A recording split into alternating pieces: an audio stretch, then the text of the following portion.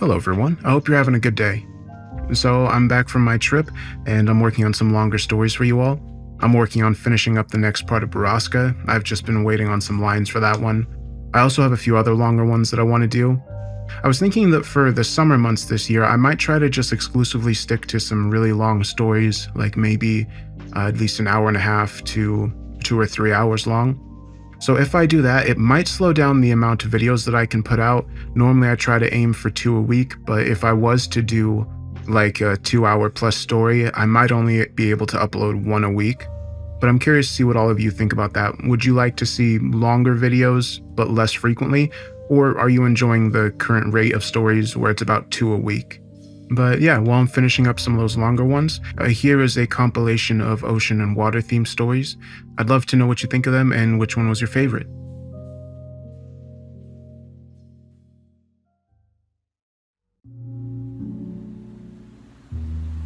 It wasn't until I found myself standing on the deck of an unmanned military ship, sailing out into the middle of the ocean, before I finally started to question the mission I'd signed up for. The exceptionally large sum of money had been the initial hook, but the allure of a top-secret mission was not something I longed for. Still, I had to ask, why had they chosen me? And where were we actually going? A good sailor keeps his mouth shut, I remembered my sergeant telling me more than a decade earlier. Things had been so simple then. I followed orders and never questioned whether or not our actions were inherently good. In my eyes, I was doing the right thing, but the line between good and evil quickly blurred as I'd gotten deployed. I know they told you not to talk to the crew, but I gotta ask, what in God's name made you sign up for this mission? A man asked as I stared out at the ocean.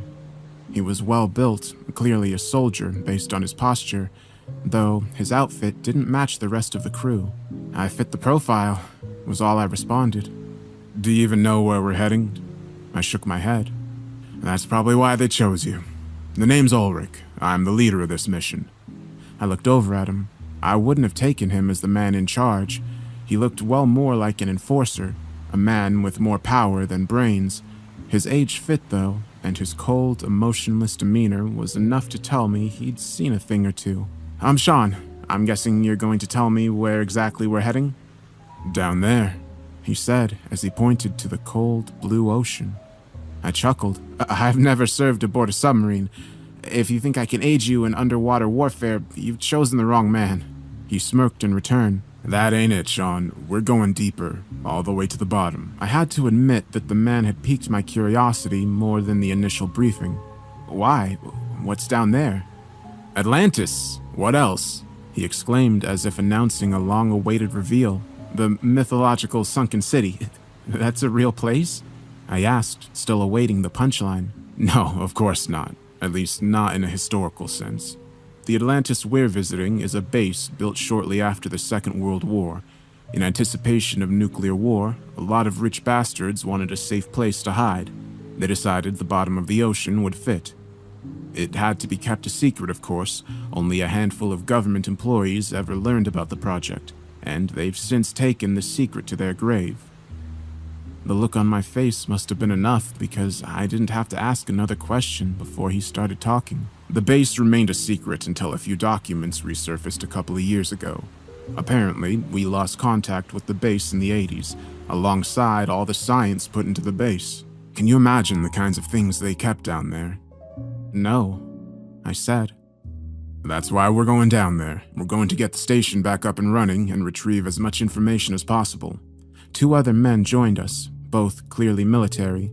They were Jacob and Benjamin, the combat engineers meant to accompany us on the mission. As the ship finally stopped, Ulrich led us to the starboard side, where a strange vessel had been prepared. It looked more like a lunar landing probe than a sub, one with an exceptionally thick hull. Ever been in the depths? Jacob asked as we were escorted inside. I shook my head, as did Benjamin. The truth was that the 4 of us were all strangers, carrying only fragments of information. Due to the risk of leaking top-secret information, I half worried we'd be executed upon completion. The vessel shook as they dropped us into the ocean, but as soon as we'd fell below the surface, an odd sense of peace washed over us. The descent itself was rapid, with light quickly giving way to infinite darkness as we sunk into the depths below. A few instances of small talk broke up, but we quickly fell silent again with each creak of the outer hull settling under the immense pressure of the ocean. I felt tense the entire ride, and it wasn't until I felt an abrupt stop before I realized we'd reached the bottom. "I guess this is it," I said. "All right, Jacob, initiate docking procedures. The rest of you gear up. I don't want anyone leaving this vessel without their atmospheric suit. You take point, Sean," Ulrich ordered. I nodded in agreement, and Jacob made contact with the docking station without much hassle. From there, we could connect to the station's monitoring systems. "Looks like the pressure inside is fine. Life support is partially broken, though. Only a few sections still have oxygen. We might be able to get them back up and running, but I can't promise anything," Jacob said. "Any sign of life?" Ulrich asked. "I couldn't tell you based on this alone, but without oxygen, what could there possibly be?" Jacob asked back. "Still, stay alert. Let's get this over with." My ears painfully popped as the doors opened. I raised my rifle and took the first step inside Atlantis. The station was running on its emergency backup systems, supposedly fueled by underground volcanic activity, but it meant we had a little more than emergency lights to guide our way. The rest of them followed closely. As we exited the airlock, we found ourselves in a neatly decorated hallway that was more reminiscent of a 50s hotel than a submarine base. While the metal walls still stood exposed, they'd clearly put a great deal of effort into making the place feel like home. On each side of the hall were several metal doors, each marked with simple numbers and letters. Between each door hung a picture of one of the inhabitants, most of them scientists, and some military. "I don't see anything," Benjamin said. "Neither do I." Ulrich agreed. "The comms should be in Section 7H, alongside the control rooms somewhere in the center of the base. We should deal with life support first. It should be right around the corner in 3C. The decoration made the station seem more gloomy rather than making it feel like a home. I suppose times had changed since then, but I couldn't help but feel like we were walking through a graveyard. This is the one," Benjamin said as we opened the door to the life support system. Unlike the neatly decorated hallways, that room was little more than a generator room with machines and metal walls. It produced oxygen directly from water through electrolysis, essentially an infinite source of breathable air, each showing habitability and biological activity. "No sign of life at all. I guess we're safe for now," Benjamin said. I lowered my guard ever so slightly while still staying alert. "It shouldn't be hard to fix this." Benjamin said. "Almost looks like someone purposefully sabotaged it, but they didn't do a very good job." "All right, we'll go ahead and repair the comms. Are you fine on your own?" Ulrich asked. Benjamin nodded. "Then let's go." Leaving our engineers behind, we kept moving toward the control room. "So, if the station went dark, but no one ever left, where are the bodies?" I asked. "Who knows if they got out? Might have fled and stayed under the radar." Ulrich said. On the way, I took a peek inside a few of the already open doors. There were bedrooms and offices, all neatly decorated to look like home, with personal effects and unmade beds. If the crew had left, they clearly didn't bother to take anything with them. By the time we reached the central hub, about 20 minutes had passed. The station was massive, large enough to house at least 500 people, all of whom had just vanished without a trace. Then we walked by a door marked differently than the others. Z9, it read. A massive jump if the rooms were marked alphabetically. In addition, the room was labeled laboratory.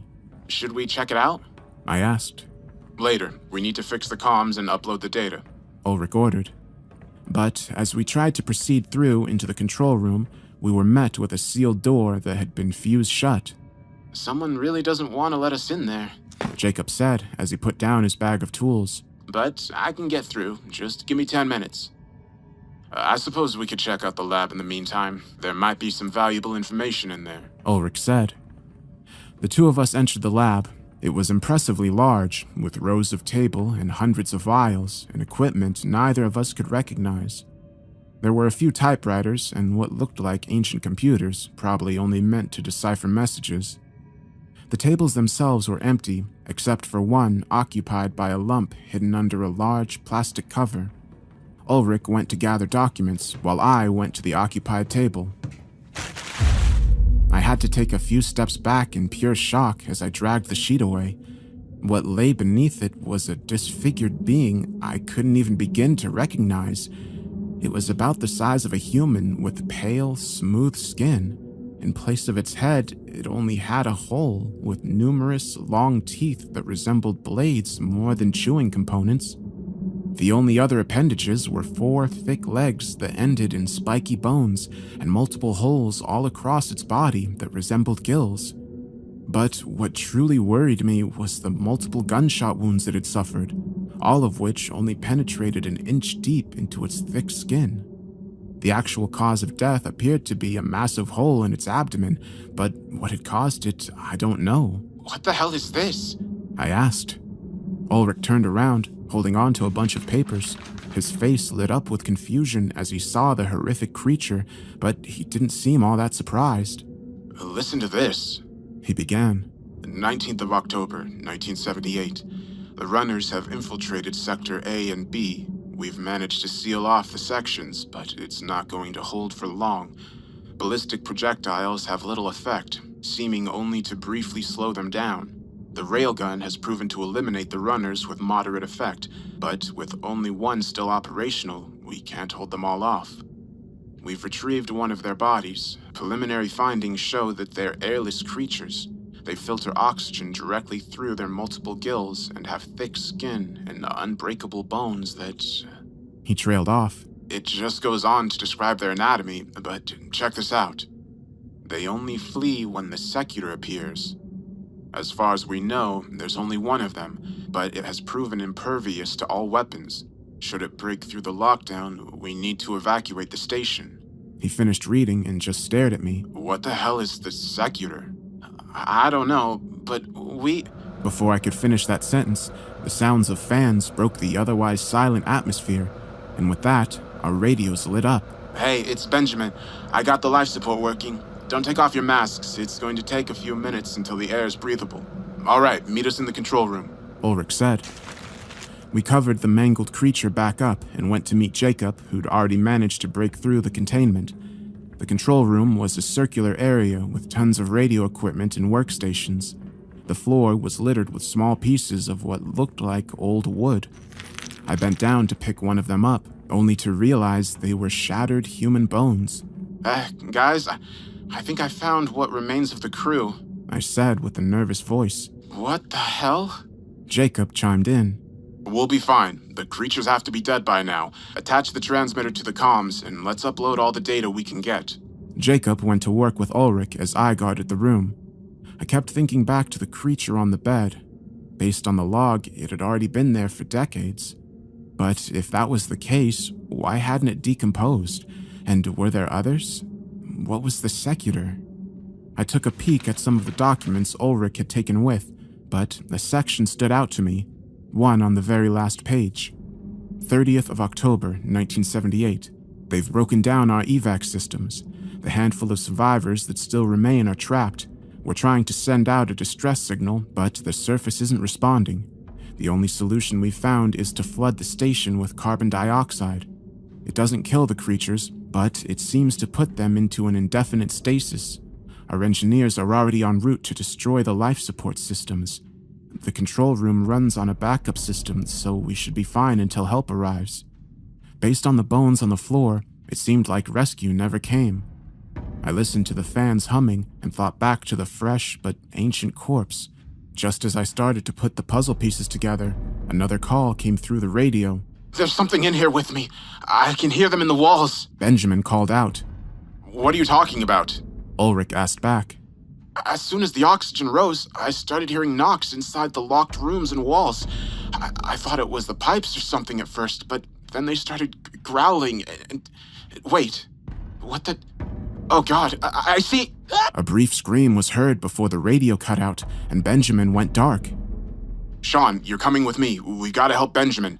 Ulrich ordered, but before we could even get going, we heard muffled growls coming from within the hall, and some coming from down the hall. Whatever Benjamin had seen, it was coming toward us in mass.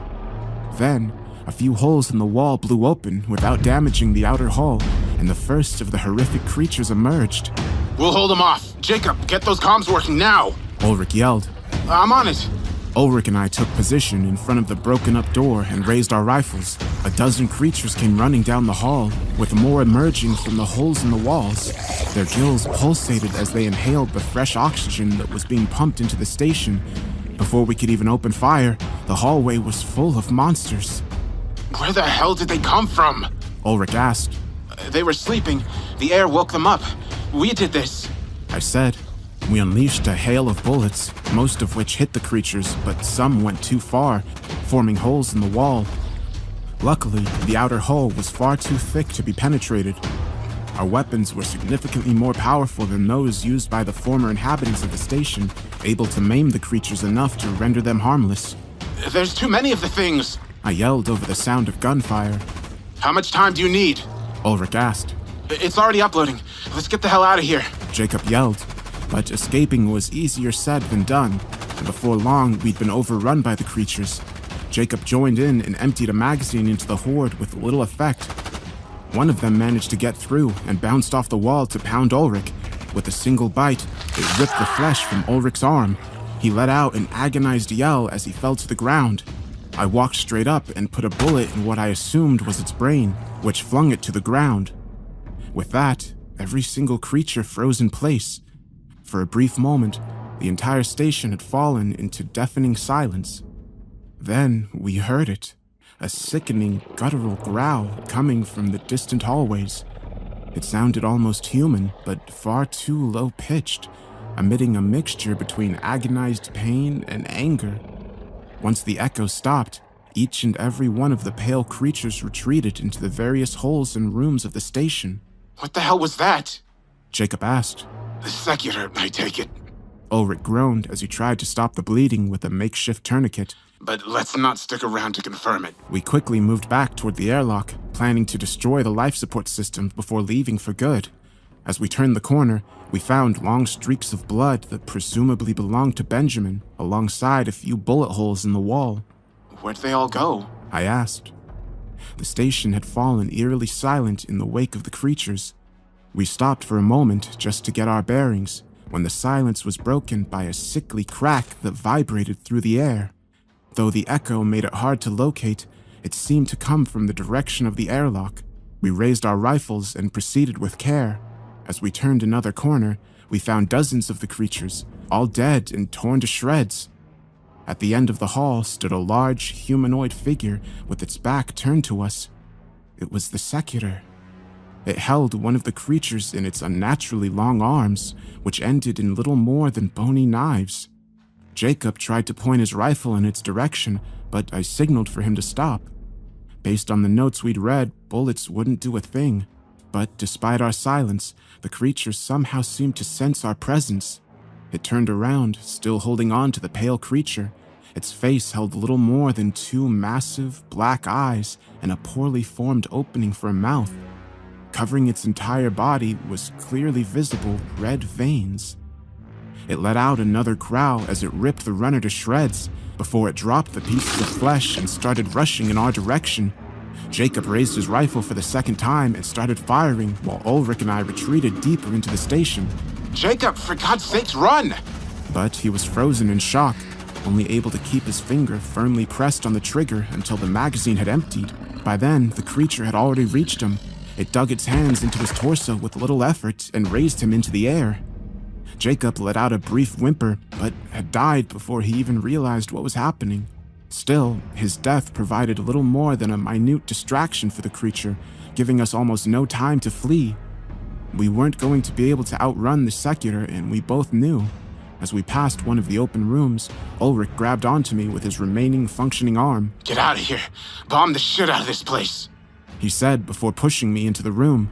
With that, he too opened fire, hardly hitting anything other than the wall, but he wasn't aiming to hit the creature. He just wanted to draw its attention. Run! Was the last thing he said as he started retreating away from the airlock, luring the creature away from me. I'd been given a chance to escape, but it had come at the cost of Ulrich's life. I only allowed myself a second of hesitation before spurting to the airlock and our escape vessel. I sealed the hatch and tried my best to get the submarine moving with my limited knowledge. I took one final peek through the minuscule window, wondering if Ulrich had already been killed. Then I left Atlantis alone. The trip back was filled with a silence, only interrupted by the settling hull of the vessel. The mission had been completed, but so many questions still lingered, and I feared answers would be scant. At the surface, I gave my mission report and was paid handsomely as promised. Ulrich, Jacob, and Benjamin all died at the bottom of the ocean, all for a bit of intel that will remain classified until the end of time. I recommended they drop a nuke down there, but a part of me fears that we were never sent down there to retrieve research, but to confirm the existence of these horrific creatures. What they have planned for the future, I don't know, but I fear by delving down to the bottom of the ocean, we've awoken creatures that were never meant to be found. And if they are brought to the surface, that will be the end of life as we know it.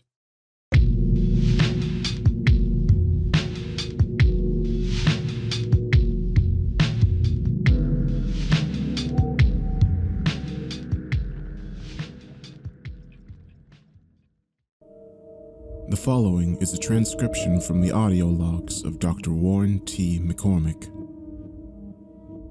Log number 63748. Testing. Good. Today's date is August 8th, 1998. I am attending therapist Dr. Warren T. McCormick. With me is the patient Darren Forrest.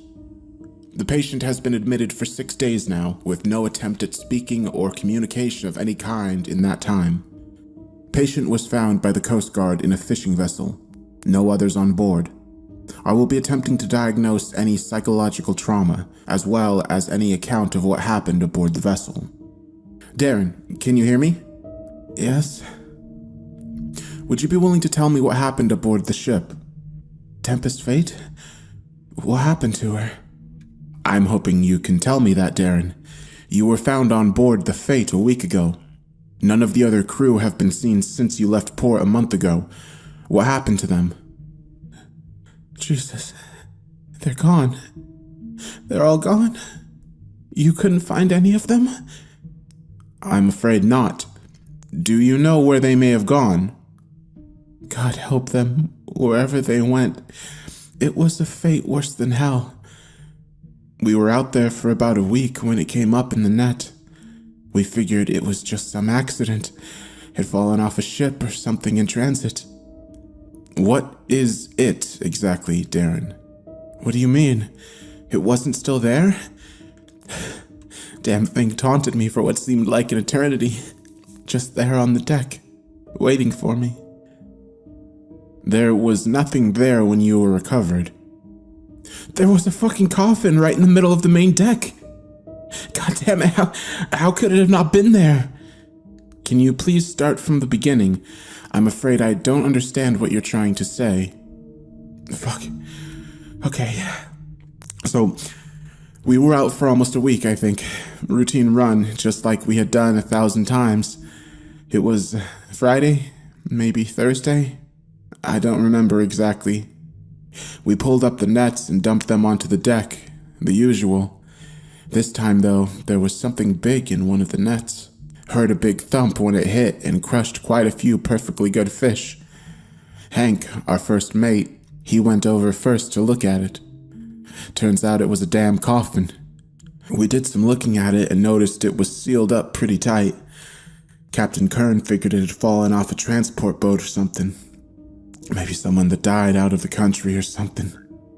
Hell, maybe it was an old one from back in the day that got lost. Who the hell knows? Well, upon looking at it, we noticed it was sealed up good and tight. Big bunch of heavy chains wrapped around it and a big old lock holding it all together.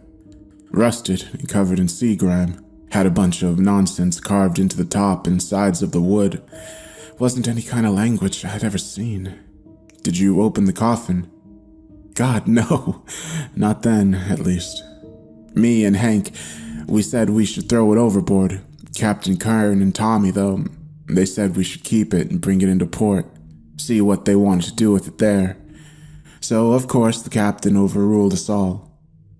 We tied the thing off on the deck and left it there all night. The dream started when we went to sleep later. It was surreal, like something out of an old pulp novel. I was on the deck and there was a storm moving in. As it got closer and the wind picked up, the rain started. It wasn't raining like normal, though. Fish fell from the sky, rotten, decaying fish. Some of them missing chunks or a head or entire bodies. Then the lightning flashed and there was something huge in the clouds that I could see. What happened to you in this dream? I woke up. There was another flash of lightning and I sat up so fast I about took my head off on the upper bunk. It was still dark out, so I got up and went to grab a drink from the galley. Noticed the door up to the deck was open, so I went to check it out. Captain and Tommy were up there with a pair of bolt cutters trying to open the damn box. I ran up there and asked them what the hell they thought they were doing. Captain just said there were valuables in it, said he just knew it was something good. Like the coffin was calling out to him to open it or some shit like that. That was about the point the chains snapped from the bolt cutters and Tommy started throwing them all off. He gets all the damn chains off and takes a crowbar to the lid when it still won't open. By then, Hank had heard all the commotion and joined us up top. We were both pretty uneasy, looking at everything going on.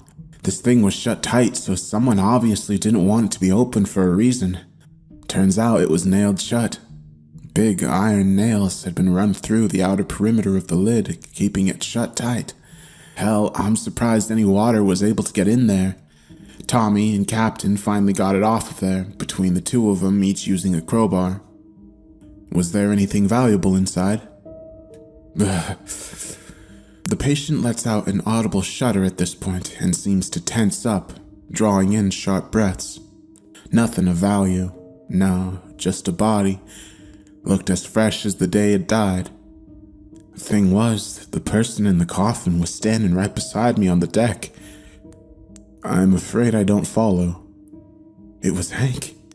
Hank was in the coffin, dead as a fucking doornail, but he was there. Poor guy. Looked in and immediately spewed his dinner all over the deck. It was so real. There's no way it wasn't Hank, you know? Even though he was standing right beside me. So that was it. After we saw that, we put the lid back on the thing and tied it down. Captain put some straps over the top to keep it closed since the nails weren't going back in. But the damage was done. Hank was in the coffin, and we didn't know what to make of what we had seen. I'm afraid that still doesn't explain the disappearance of your crewmates. Because I ain't got there yet. We all headed over to the galley and sat around the table for a bit, just passing a bottle of whiskey around and trying to rationalize what we had seen. None of us had a better explanation than some shared psychosis. God, if that's what it had been, I wouldn't be here right now. The sun rose red that morning. You familiar with sailor superstition, Doc? I'm not, no. Red sunrise means death is on the horizon. Always a bad sign, no matter what. We should have turned tail and taken our asses back to port right then and there, but Captain was determined to stick to schedule. We go that whole day with barely a damn fish coming up. The nets were practically empty and we were way behind our usual haul. As if all the commotion of the night before hadn't shaken us, though, this was setting us further back. So we decided to call it early, right around 3 or 4 in the afternoon, instead of sunset like we usually do. Everyone meets for an early dinner, then goes off to their separate quarters to sleep. The damn dream started again for me, though. This time it was raining all these damn fish from the sky, and that big thing in the sky seemed even closer. I don't remember much of it, but there was something different in this one. I looked over the deck into the water. All these damn fish were falling from the sky, and out there in the surf were hundreds of bodies, maybe thousands. They were packed in tight, almost blocking any view of the actual water. God, I still remember their faces. All of them. Men, women, children, all facing upward with this look of pure horror on their faces. Mouths open in the loudest scream I couldn't hear over the storm. The thing that shook me, though, was their eyes. They didn't have any. None of them. Eyes were clawed out, and all that was left were the bloody pits where they once were. You could still see it, though. The wide look and the eyelids pinned open in fear. They died in terror, seeing whatever had taken their vision coming straight for them. I woke up because of the screaming. The wind was howling outside, and the rain was lashing the boat from every direction, but that scream pierced through all of it. I scrambled out of bed and up to the deck without missing a beat, managed to almost break my ankle going up the stairs while I was at it. Hell, I wish I had. Would have kept me from seeing what happened. Captain and Tommy each had one of Hank's arms, dragging him over to the coffin. There was blood all over the deck too, getting scattered by the rain and sea foam washing over it, but it was there, leaving a crimson hue over the whole boat. When they reached the coffin, Tommy held Hank while Captain undid the straps and pushed the lid off. The thing that was inside wasn't Hank anymore. It was like a mass of ocean grime. I could see shells embedded in parts of it, seaweed and urchins clinging in other parts. The worst thing was that it was blinking. All over the body were eyes, all blinking at different times and darting in every direction. Hank was moaning in front of the coffin while the thing rose up out of it like some old vampire movie. Damn thing looked like it slithered out of there, one fluid motion. Suddenly it was standing right in front of Hank and reaching straight for him. Poor bastard. He tried to scream, but Tommy ran a knife straight across his throat before he could make a sound. The thing from the coffin just put out its hands and just took him.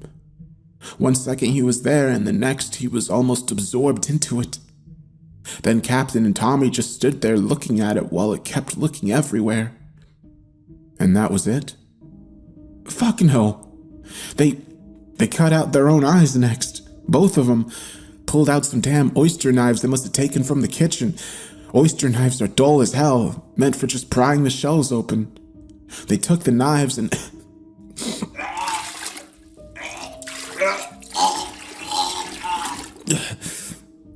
They popped their own damn eyes out and gave them to the thing like a fucking offering. Then they just walked straight off the side of the boat into the ocean. I wasn't sticking around there any longer. I ran back to my damn bunk and locked myself in. Had a gun in my footlocker that I pulled out and cradled. God knows if it would do me any good, but if push came to shove, I would rather a bullet than whatever that thing did to Hank. I remember seeing the sun come up through the little porthole in my room. I waited until it was at least noon the next day before I tried to go check. The coffin was still there. The damn thing still out there standing beside it. Just looking in all directions still. I know it saw me. I could feel the eyes follow me as I went back down, as long as it didn't come after me. I stayed in the quarters from then on, only making the occasional run when the sun was at its peak to bring food back with me.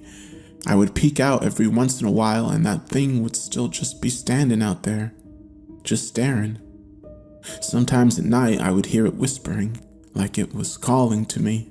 Those were the nights I kept the muzzle of the gun pressed to my temple the entire time, telling myself to pull the trigger but pussying out at the last second. It was speaking to me. I couldn't understand the language, but I knew it was sinister. A few times I would look out the porthole of my quarters. It was situated just below the water so I could see fish pass by and the sun filter through the waves. Some nights Tommy and Captain would be out there, looking in at me with their hollow eye sockets, a big smile on their faces. They were waterlogged and decaying already, skin waxing and peeling from their bones. Captain tried to scratch the glass one night and I saw his fingernails break right off. I covered the window after that. Everything after that is a blur. I remember the Coast Guard coming into the boat and shouting for me. I thought it was just that damned thing playing a trick to get me out. I wasn't having it. It wasn't until they busted in the door and wrestled the gun away from me that I finally let go.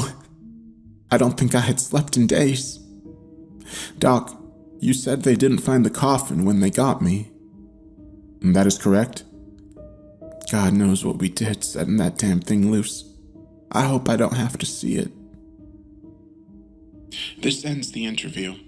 My professional opinion is that the patient believes the story he is telling. He is highly delusional, still speaking of continued dreams and a coming great flood that he saw in his dreams. I recommend intensive therapy as well as institutionalization until rehabilitated. This is the end of this tape. There's still boxes of these damn things to go through. I'll update when I find anything else good.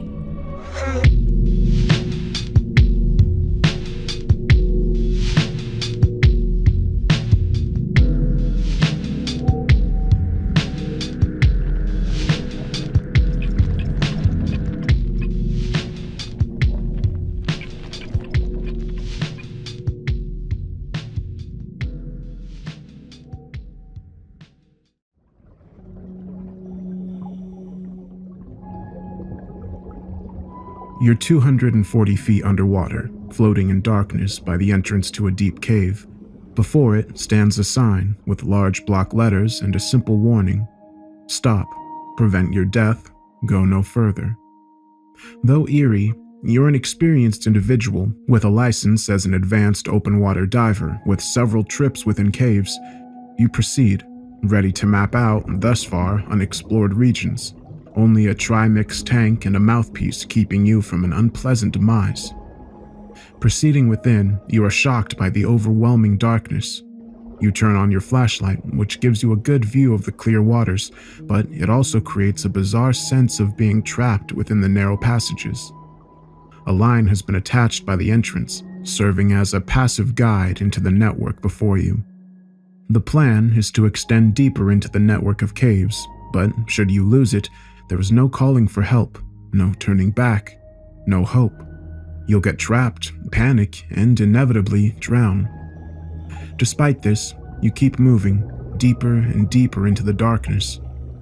You eventually reach the end of the marked path, not even noticing the slight decline leading even further into the depths of the ocean. After 30 minutes in the cave, you check your residual pressure gauge, estimating the time you have left before surfacing becomes an absolute necessity. Within your trimix tank and a reserve, you have just over 2 hours underwater. 1/3 was reserved for the journey downwards into the cave, which happened so far without incident, leaving a generous margin of error. The second third is being spared for the upward trip, with a last third saved as a reserve. Then, you glance at your dive computer, which lets you know that the depth has increased to almost 300 feet.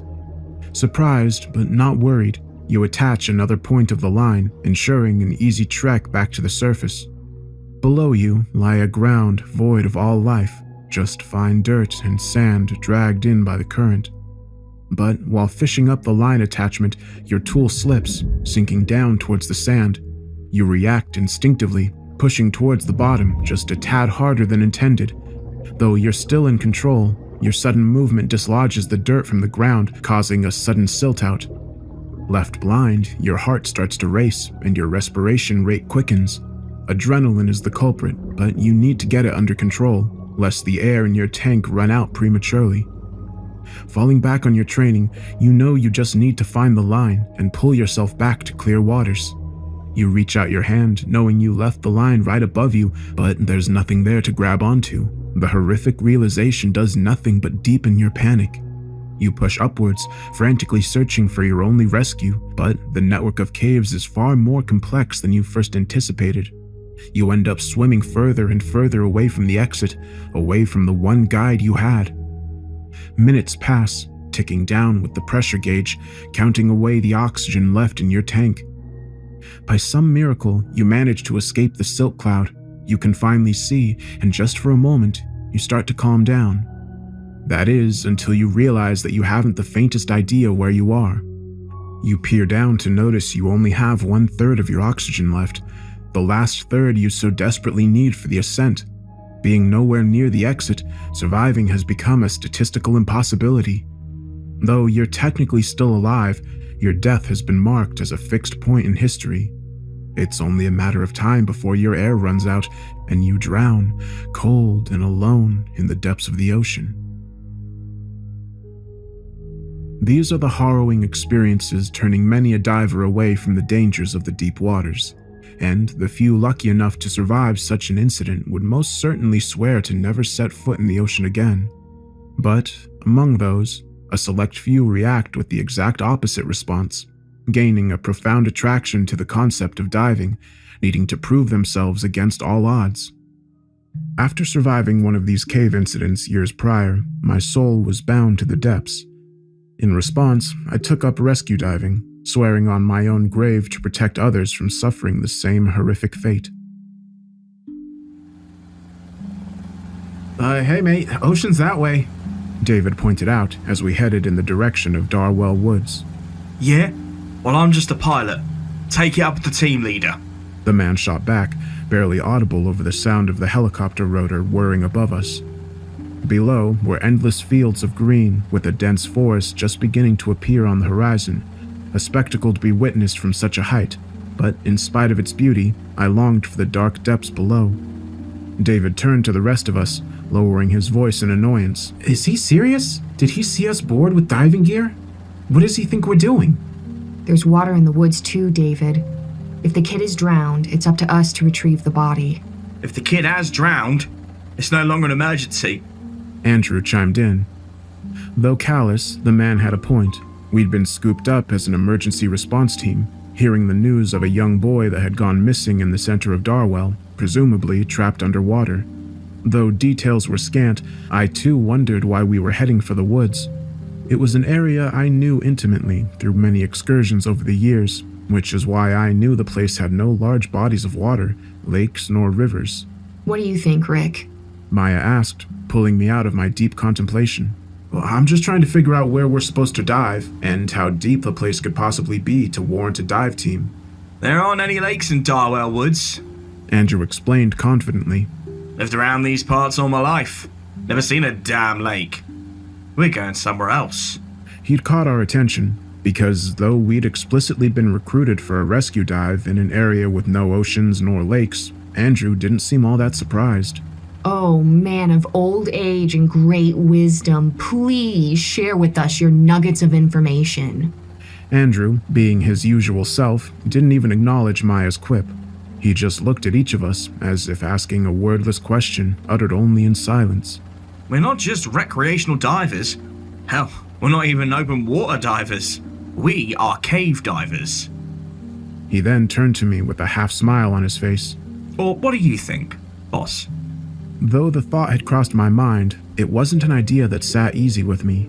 A hidden cave in the forest might have gotten waterlogged during one of the many recent storms, but the aspect of an unexpectedly drowned cave came with many unforeseen risks, such as strong currents, mudslides, and cave-ins. And while I had no trepidation swimming around underwater caves, one caused by flash floods sent shivers down my spine.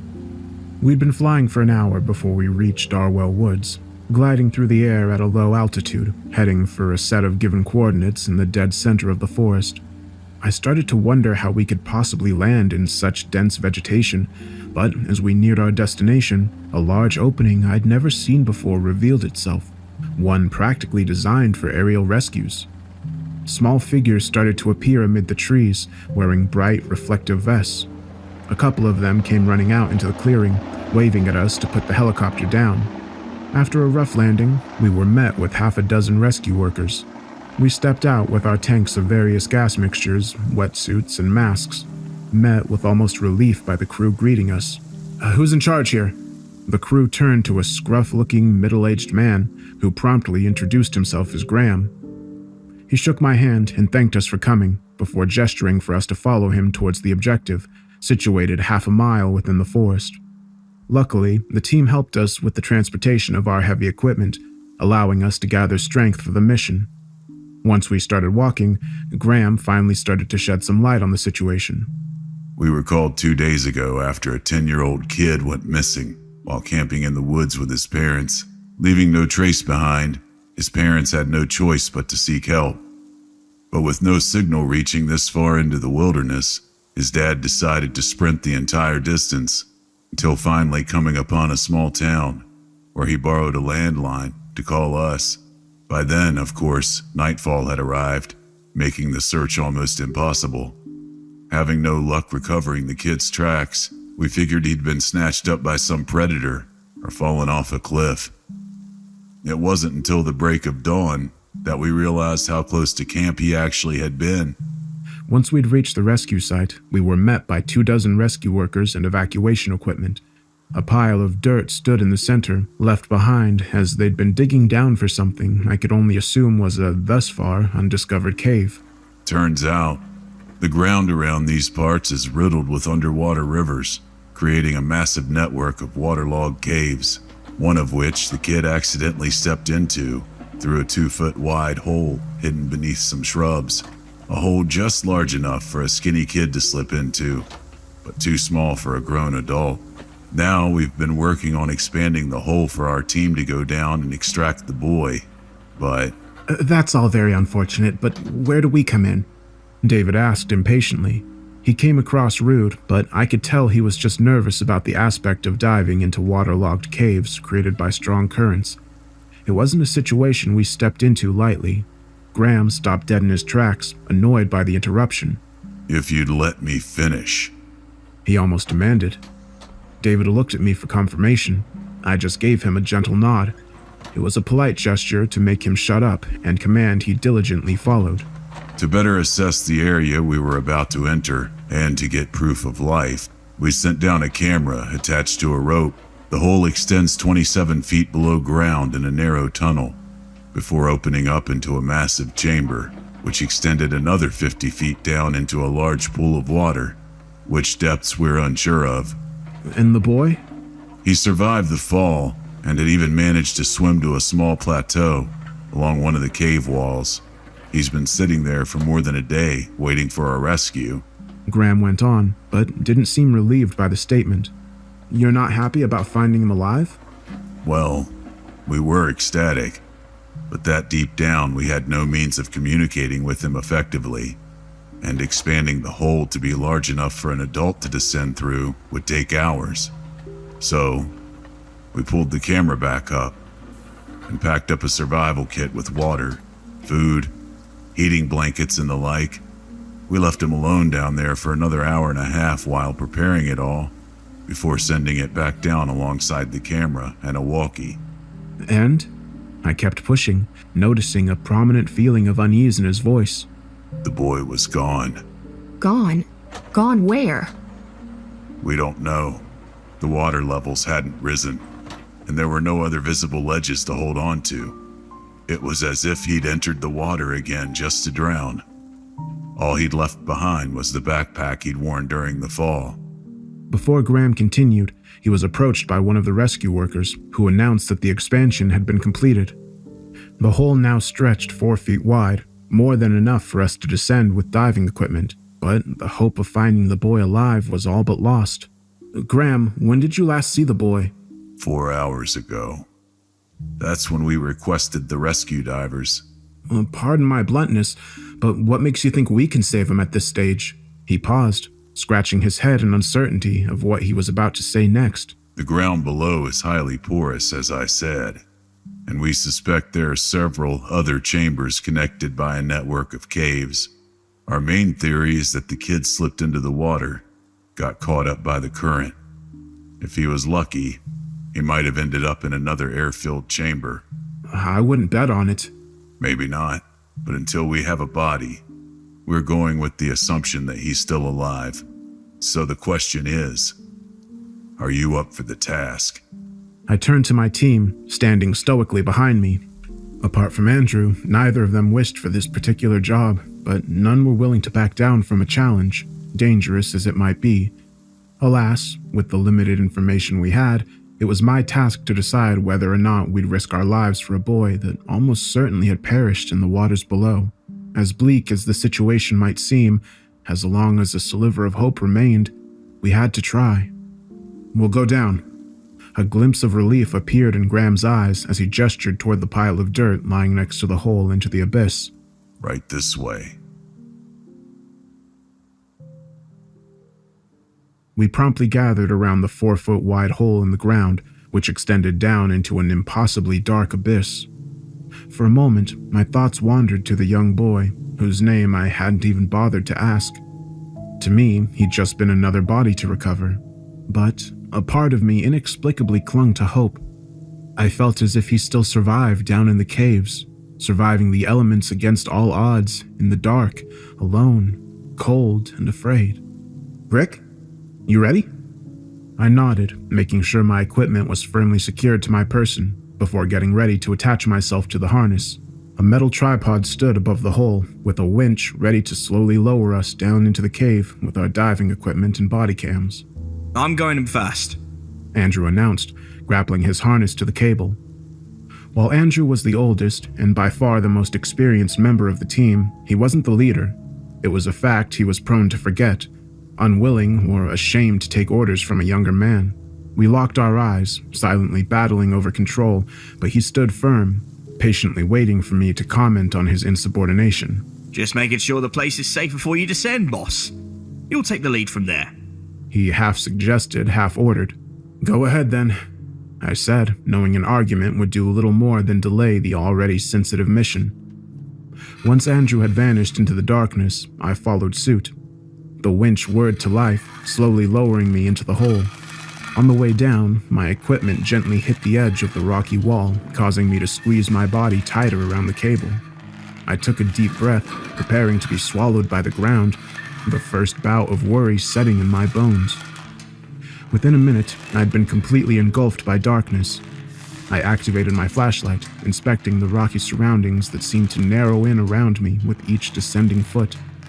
Though not a claustrophobic person underwater, the bizarre echoes reverberating through the air-filled caves sent shivers down my spine, every whir of the winch and every crumple of rock loudly shooting through the air.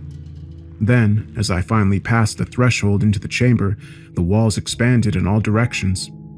I exited the narrow tunnel to find myself suddenly hanging in an enormous void of complete darkness. Below, I heard a soft splashing sound from Andrew moving around in the water, 50 feet below. "Andrew?" I called down. "How's it looking down there?" No response. The splashes had already fallen silent, which meant he'd descended underwater to inspect the area. All without waiting for the rest of his team. Annoyed, but not surprised, I spent my remaining descent scanning my surroundings. The space felt impossibly large, too large and wide for my beam to hit all edges of the cave. Even the plateau lining the water's surface lay shrouded in darkness, only visible due to the reflective surface of the boy's backpack. And as I got a tad further down, I noticed Andrew's nitrox tank and mouthpiece also resting on the plateau. "Andrew?" I called out, realizing he'd gone under without his diving equipment. The distraction was enough that I couldn't prepare myself for the impact with the ice-cold water, which sent a shockwave through my body, even with the wetsuit protecting me. I quickly detached myself from the harness and swam towards the plateau, searching the depths below for Andrew's flashlight. Just as I started to worry, Andrew emerged from below the surface, jumping onto the plateau with ease, turning to me with his trademark smirk plastered across his face. "What the hell were you doing?"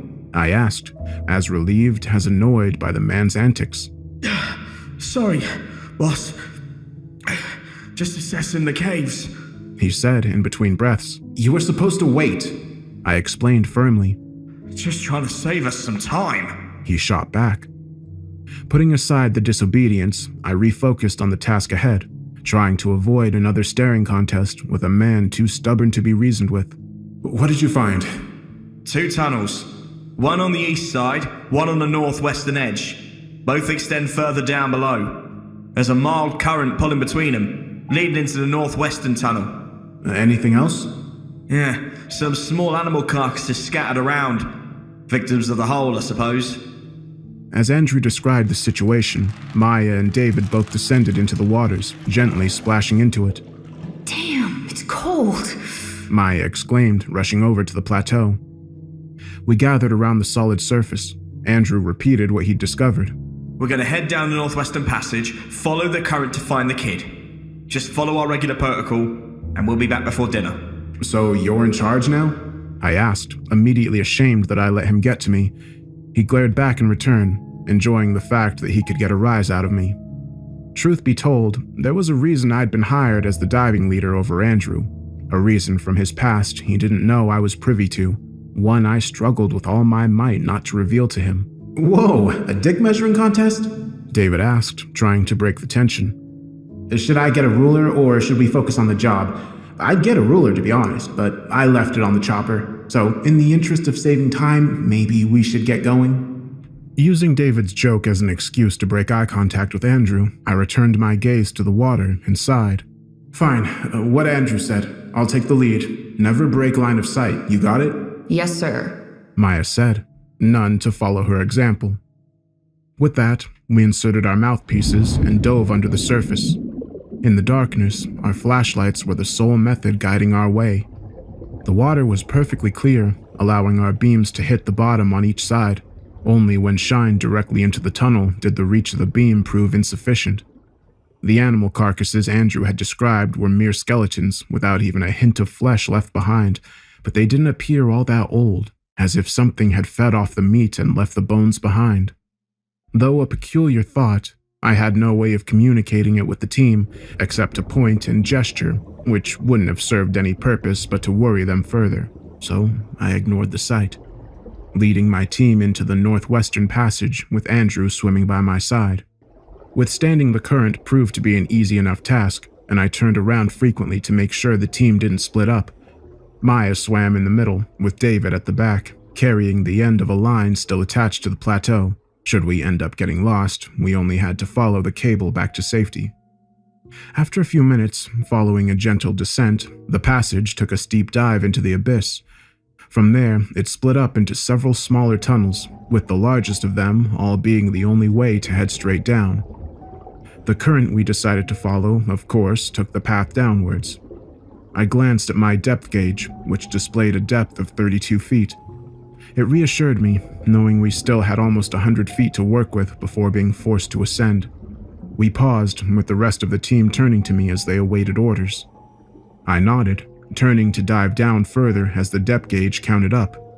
We moved with the current through the descending passage, ignoring any diverting tunnels, twisting and turning into a messy network of caves. We only stopped once every so often to attach the rescue line along the wall. At 70 feet down, I noticed something different hanging alongside the otherwise lifeless cave wall. A deep red vine clinging to the crumbly wall's surface, with small roots digging into the side, resembling blood vessels. A sort of plant I'd never before seen, existing where no life was supposed to have developed. I pointed to the thing, more curious than anything, but the rest of the team seemed uninterested, all eager to keep the descent going. Once we reached 80 feet, the pit finally turned horizontally with a slight downward slope. Several side passages extended on each side, some even returning back up into dead ends. More vines hung along the walls, each bigger than the last, stretching out from the tunnel we were following.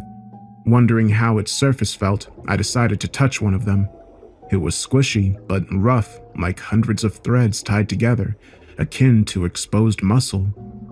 It twitched in response, releasing its roots from the walls and retracting ever so slightly. I realized then that it wasn't a plant, but some sort of fleshy appendage appearing to feed off the wall. While distracted by the odd growth, Andrew had taken the lead. He delved further into the tunnel with Maya and David in tow, the latter just giving me a quick glance to ensure I didn't fall too far behind. Having no voice to order a halt, I had no choice but to follow behind. By then, we had already been in the water for 40 minutes, carefully following the main current through the network of caves. 1/3 of our allotted time had passed, though finding our way back would be an easy task. With a safety line guiding our way, we weren't about to turn back anytime soon. On the chase to take the lead from Andrew, I realized just how narrow the passage had gotten. Even if I sped up, I had no way of getting past the rest of the team without risking getting stuck, so I was left in the back, waiting for a path to open up once again. Distracted by the increasingly claustrophobic cave, I failed to keep a close eye on the depth gauge. With the slope going at an almost invisible decline, I didn't really think much of it. Not until I started to notice the first signs of nitrogen narcosis, an undying feeling of anxiety not warranted at that stage during the mission. Unknown to us, we'd managed to reach a depth of 150 feet, a fact the rest of the team hadn't appeared to notice, despite our many experiences with exactly such situations. I reached out to touch David's foot, only to notice him getting pulled away by the increasing strength of the current. Then, the passage came to a sudden end, leading into another pit in the ground, one which Andrew dove headfirst into, going deeper into the cave. I tried to brake, hoping they'd notice, but the current pulled me in as well. It plopped us into a large underground chamber. Once more, I felt as if we were floating in a void of vast darkness, with the bottom of the room endlessly far below, out of reach of our lights. We were now 200 feet below the surface, with God knows how much space beneath us. On the roof above us, I noticed how thick the growths had gotten, turning from vines to massive stems with dark veins running along them, leading deeper into the caves. They pulsated along the wall, sucking the little nutrients they could from the walls. I waved at the team, starting to feel the effects of nitrogen narcosis take a hold of my body. Where the rest of the team might have felt a drunken sense of confidence, I was suffering the opposite effect. I wanted to abort the mission and return to the surface, but Andrew was fixated on the idea of reaching the cave's end. He gestured to a point far off on the other side of the chamber where the current seemed to be leading us. There hung a faint light emerging from another opening in the cave's walls. Though within reach of the remaining air we had, it meant a further descent of about 50 feet. It was a risk I wasn't willing to take without suitable gas. While Andrew kept wordlessly insisting, Maya and David drifted to my side, both realizing the dangerous situation we were about to enter. If we kept diving, we risked getting disoriented enough to lose our orientation, ending with the four of us drowning in a cold tomb. Knowing he stood no chance of convincing us, Andrew started following us back up to the hole in the chamber ceiling, where we'd secured the last line attachment. But before we could reach the hole, David, too, noticed the bizarre growths on the walls. He got closer to inspect them, reaching out his hand and gently touching them. In response, a dozen smaller roots detached from the wall, but instead of retracting away like I'd witnessed in the shallower parts, these roots reached for David, rapidly wrapping themselves around him. With Maya and Andrew already swimming through the exit in the ceiling, they didn't notice David's struggle. Large amounts of dust and dirt emerged from the crumbly walls where the roots detached, causing an instant silt-out. I tried flashing my lights at the rest of the team, but the emerging fog was too thick for my beam to penetrate, so I pulled the knife from my belt and started slashing at the vines wrapping around David. The growths were easy enough to cut through, but the sheer number of them made it a futile task, and with more emerging, pulling David further down into the depths, I knew I stood no chance of saving him. Still, in absolute desperation, David latched onto my hand, pulling me down with him. Again, I tried to cut the vines away from him, but in the chaos, I managed to drop my knife, letting it sink into the infinite abyss below. Getting a final glance at the depth gauge as we got pulled down, I realized we were just shy of 300 feet below the surface. Nitrogen narcosis had become an absolute certainty. I felt my body grow weaker, terror setting in my soul alongside a sense of absolute hopelessness. I could tell David was experiencing the same effects because his grip slowly loosened, finally letting go of me before the creature snatched him away towards the light in the wall. There I hung in the void, no longer knowing which way was up or down. I could feel my mind quickly fading away, darkness occupying my peripheral vision. I knew then that I was going to drown. But then I felt something wrap around my arm, reaching out through the cloud of silt. Not a vine, but a hand, pulling me away. Too confused to understand, much less fight it, I let my mind slip into a deep state of sleep, no longer worried what would happen to me. Seconds, minutes, even hours could have passed before I finally regained consciousness. I was still underwater, being dragged through narrow tunnels, with the depth gauge showing a slowly decreasing number on my wrist. I looked up to find Andrew pulling me by the arms, dragging me back to safety. Once we finally breached the surface, Maya and Andrew wrapped me in my harness and attached me to the cable. As I ascended up from the cave, I started to regain my senses. I wondered what I'd seen down there, if it had been a product of my feeble mind in the depths, or if it had been real. But David had been taken. That wasn't a hallucination, and I failed to save him. The rescue team in the forest immediately tended to me, but the nitrogen narcosis had caused no lasting damage. And as the rest of my team reached the surface, the initial despair and confusion had turned to something else entirely, an incessant feeling of anger. "You killed him," I mumbled, still too weak to shout. Andrew approached me, bent down to my level, and spoke in a hushed tone. What was that? "It was your fault. You killed David." I let out an accusation directed at him for failing to check his depth gauge. I just saved your life, Andrew said as he helped me up on my 2 legs. "A life that wouldn't have needed saving if you just let me take the lead." I was trying to find that damned kid. I paused, noticing a crowd of people gathering around us. Though they hadn't yet heard the content of our argument, it was easy to notice the animosity between the two of us. I leaned in closer, lowering my voice to a mere whisper. "You know, this is why I'm in charge. Don't think for a second that I don't know about your past reckless behavior. This is what happens when you're the one in charge." Stop it, please. Maya said, coming between us. What happened to him? Where's David? Ending our standoff, we both turned to Maya, neither sure how to explain why David hadn't come back with us. I began, still not entirely sure what I'd experienced down in the depths. The growths, he was taken by them. What? Maya asked, confused. David got lost in the silt out. I couldn't find him. He must have followed the light in the depths, thinking it was one of our flashlights. That's not what happened. I shot back, almost yelling. These things down there, they wrapped around him and pulled him away. The rescue team stood idly by, staring at us in disbelief. None of them had realized just how deep the caves were, much less could they comprehend the horrors that existed within the network. Though I must have come across as crazy, I no longer cared. It was a hallucination caused by the nitrogen narcosis, Andrew responded, but his usual confidence seemed just a tad faded. With him diving into the silt to save my life, he too must have seen the tendrils wriggling around. He just wasn't ready to admit it. Even so, I paused to consider the fact that David might just have drowned. I looked to Andrew, clear doubt filling my eyes, a fact that just strengthened my own resolve. It had to have been real. I made a mistake. Andrew finally admitted.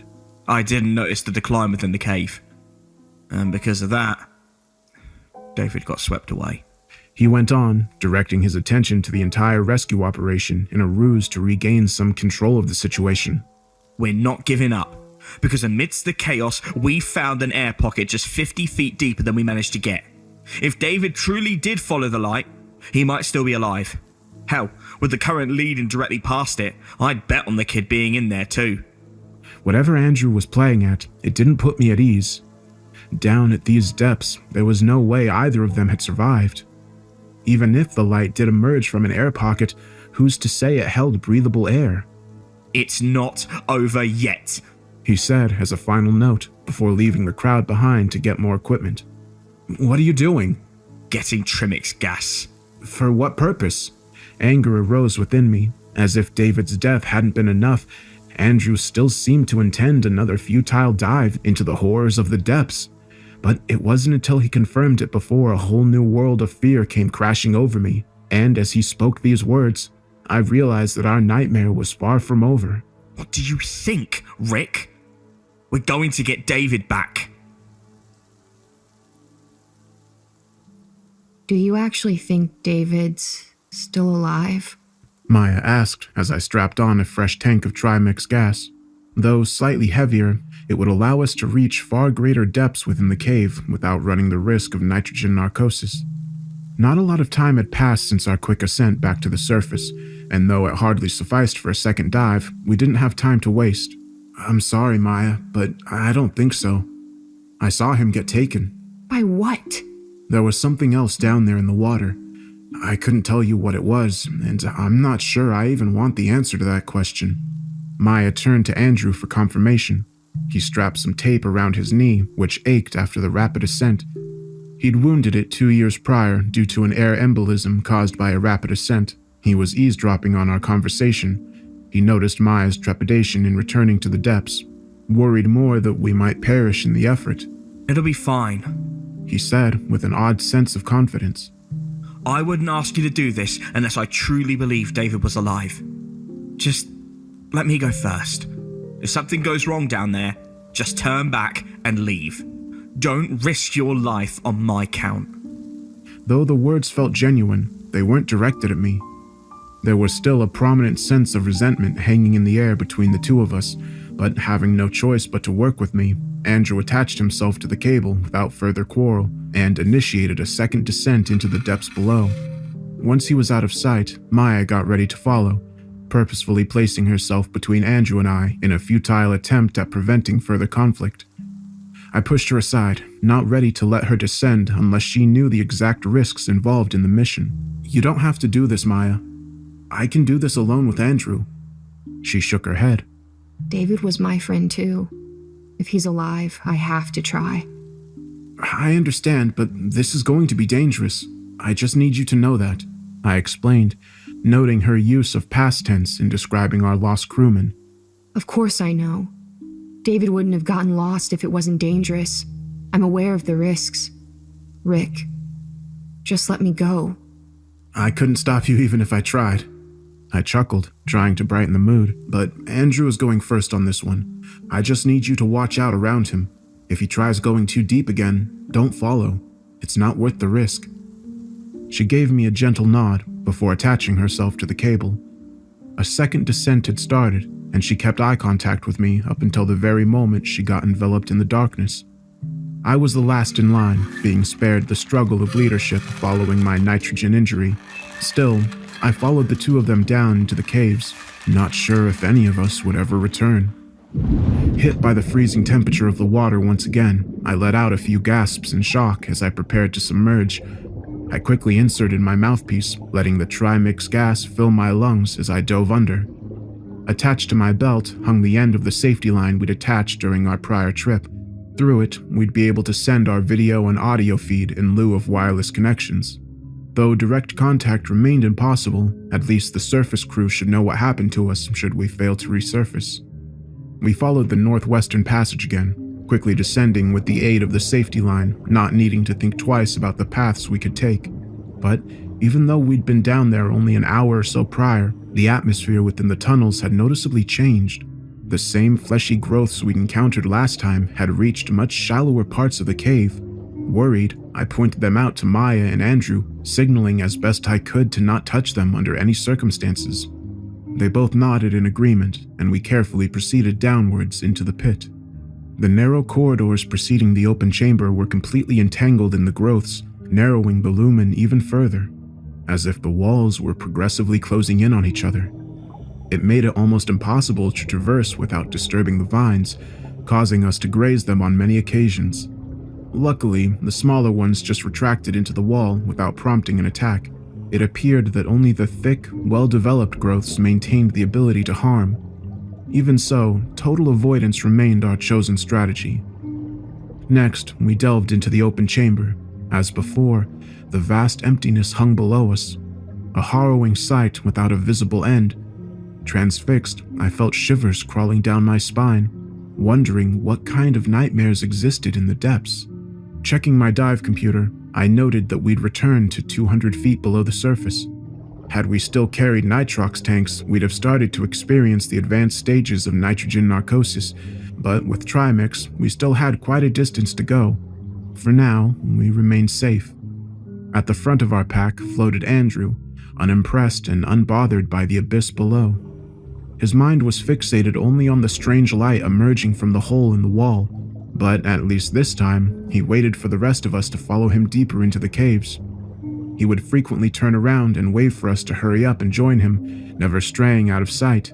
Though I appreciated the sentiment, I wasn't sure if it was a strategy of self-preservation or teamwork. But as I made my way towards the opening, something down in the depths caught my attention, just barely visible from the absolute deepest part of the chamber. There, several hundred feet below, I noticed several cold blue lights dangling in the water, almost dancing around each other in a captivating symphony. A loud rumble emerged from their origin like an ancient voice crying out into the void. I glanced at my team, wanting to wildly gesture and announce my discovery, but my body refused to cooperate, paralyzed by the distressing sight below. The more I stared, the more I felt my body succumb to an unknown force. I tensed up, frozen from a sense of dread that only increased the further I descended. While Maya and Andrew had headed straight for the cave, I fell behind, unable to drag my gaze away from the depths.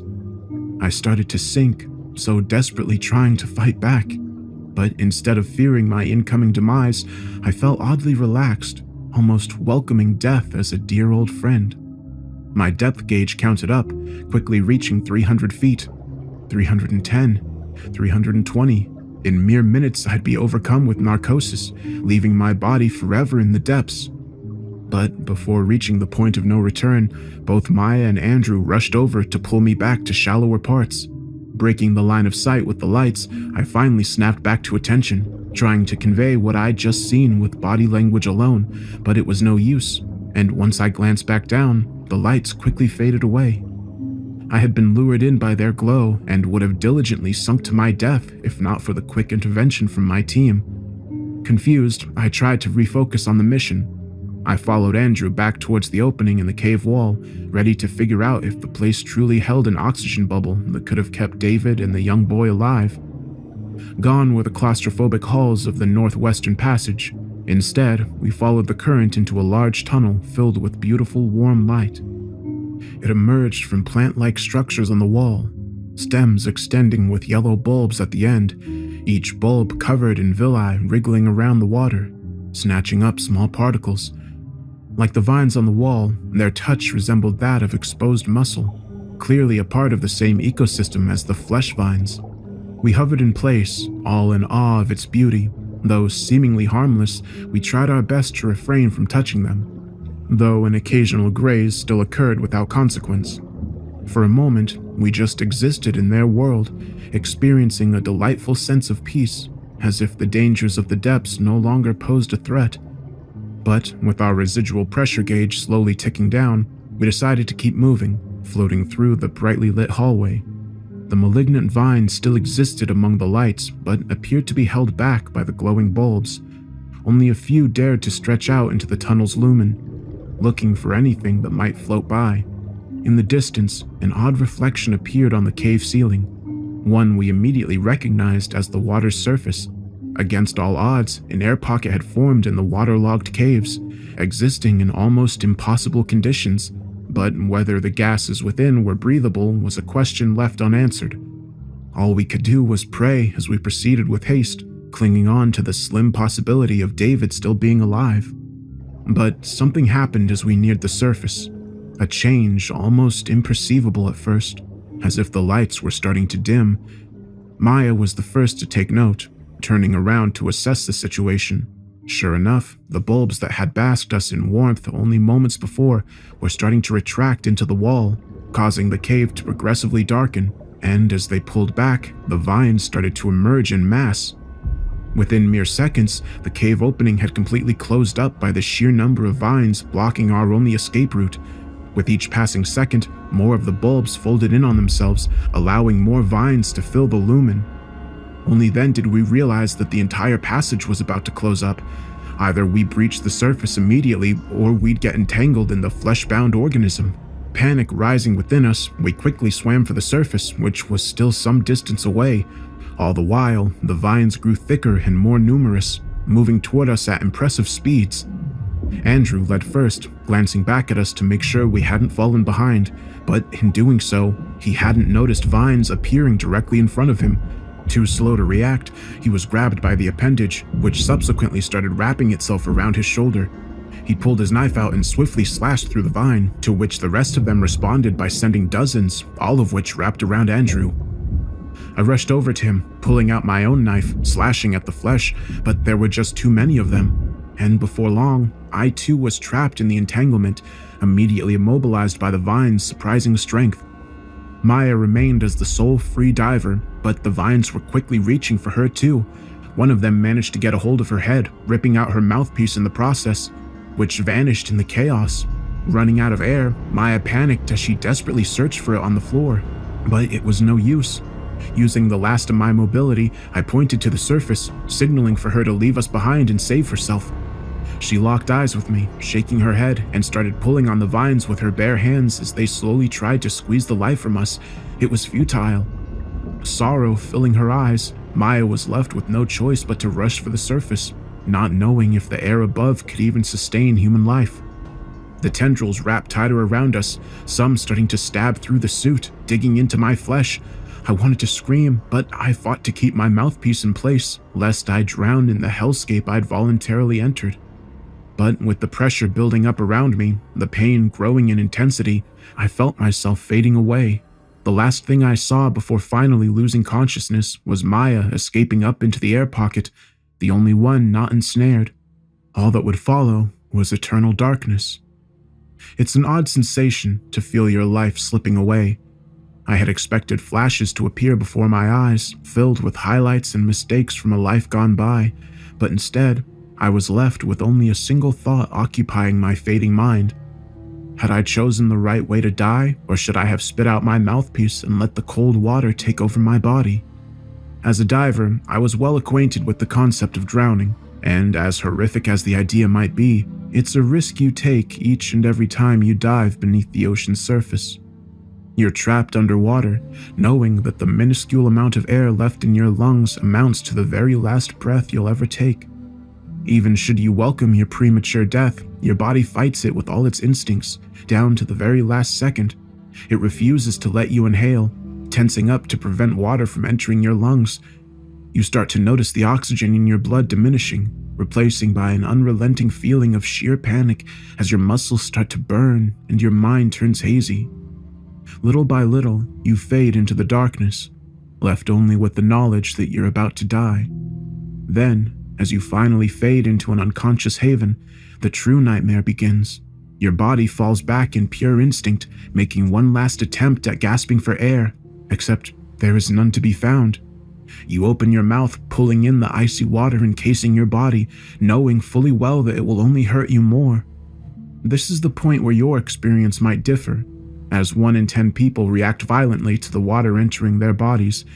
As soon as it hits your larynx, it closes up, refusing to let neither air nor water inside. Those are the people that suffocate, drowning without a single drop of water touching their lungs. The remaining 9 in 10 people suffer a different fate, allowing water to wash inside, causing an immense feeling of burning on every surface the water touches. A jolt of adrenaline is released, your body's way of begging for you to keep fighting the inevitable death, and only then are you finally allowed to slip away, sinking into unknown depths as your body ceases to function. Burdened with this intimate knowledge of drowning, I had chosen to keep my mouthpiece, allowing my death to come from ensnarement. Had I made the right choice? Death should have already taken hold of me, but yet my spirit remained firmly locked within my body. I opened my eyes, not sure how much time had passed, wondering how I hadn't yet succumbed to my captor. The passage had long since fallen dark in lieu of the glowing bulbs, leaving only the beam from the flashlight to light up the wall before me, where a dozen vines floated in the water, content to have caught its prey. A shadow appeared before the beam, one not recognizable by my tired eyes. It was only when it came right up to my face before I realized it was Maya. At first, I thought I was dreaming, my dying mind hallucinating an impossible rescue, but there she hung, wearing a mouthpiece, cutting me from my entanglement. Several of the vines had already dug themselves into my body, and though Maya tried to pull them out, they refused to budge. She could only cut them away, leaving their stems still ingrained in my body. How she managed to extract me without waking up more of the appendages, I didn't know, but she had managed to free both me and Andrew, getting both of us up into the air pocket above. It's safe. You can breathe here, she said as she pulled out her mouthpiece. We had been pulled up into an air-filled chamber, covered in a much denser set of the same fleshy growths. Maya stepped between them, making sure not to touch their hostile appendages, but without water surrounding them, they appeared more docile, making a few attempts at latching onto us. How did you... I began to ask, not needing to finish the question before Maya gestured to an air-filled passage extending deeper into the air pocket. Before it lay pieces of diving equipment, identical to ours. It was David's, but the man himself was nowhere to be seen. It was fused with the vines. I had to cut it all out. I just took his mouthpiece and came back for you. What about David? Maya shook her head. I don't know. But it doesn't matter anymore. What do you mean? It took me over an hour to get you loose. Even if we find David, we won't have enough air to get back to the surface. We're trapped. I glanced at my residual pressure gauge, and sure enough, only a fourth of the gas remained. Andrew confirmed. None of us had the faintest chance of getting back to the surface. We were starting to realize that though we had survived the attack, we'd been tossed into a different kind of tomb altogether. What about the crew? David clearly made it up here. He might have followed the path to another exit. Though hopeful, it wouldn't be a likely situation, seeing as we hadn't died immediately from decompression. The air held the same atmospheric pressure as the water, which meant the air inside the cave had no connection to the air on the surface. The question was, where did the oxygen come from, and how long would it last? I don't know where it leads. I was busy saving your sorry asses. An act I greatly appreciate, but... Andrew started, only to be cut off by a pained groan. What's wrong? Oh, the vines. He said, inspecting his wounds. There were large holes covering his suit where the vines had penetrated, but despite the many wounds, there was a surprising lack of blood. Upon closer inspection, we realized that each hole still had pieces of the organism stuck inside, seeming to have fused with the surrounding skin. Checking my own body, I realized that I too had patches of flesh that didn't belong to me, fused to my skin. What the hell is this shit? I asked. Andrew didn't respond, seemingly intrigued by the injuries we'd sustained. So that's how it is. He muttered to himself. What was that? I asked, but got no response. We're alive. Let's focus on that. I said. Andrew just nodded, unbothered by the strange growths attached to his body. So, do we have a plan? Not really. But we also don't have any options. Except for following the cave. We glanced at David's abandoned diving equipment, wondering why he'd left it all behind. If the man had attempted to traverse the cave, the question remained how far it extended. Whatever the case, it was our best and only possibility, and though our chances of survival remained slim, we clung on to that hope for dear life. I attached the safety line from my suit, letting my camera transmit the last bit of footage before going dark. Though not improving our chances, I felt slightly better knowing that the surface crew knew what had happened to us. At least our story would exist to be told, and it might prevent others from meeting the same tragic fate as us. Well, here goes nothing. Who wants to go first?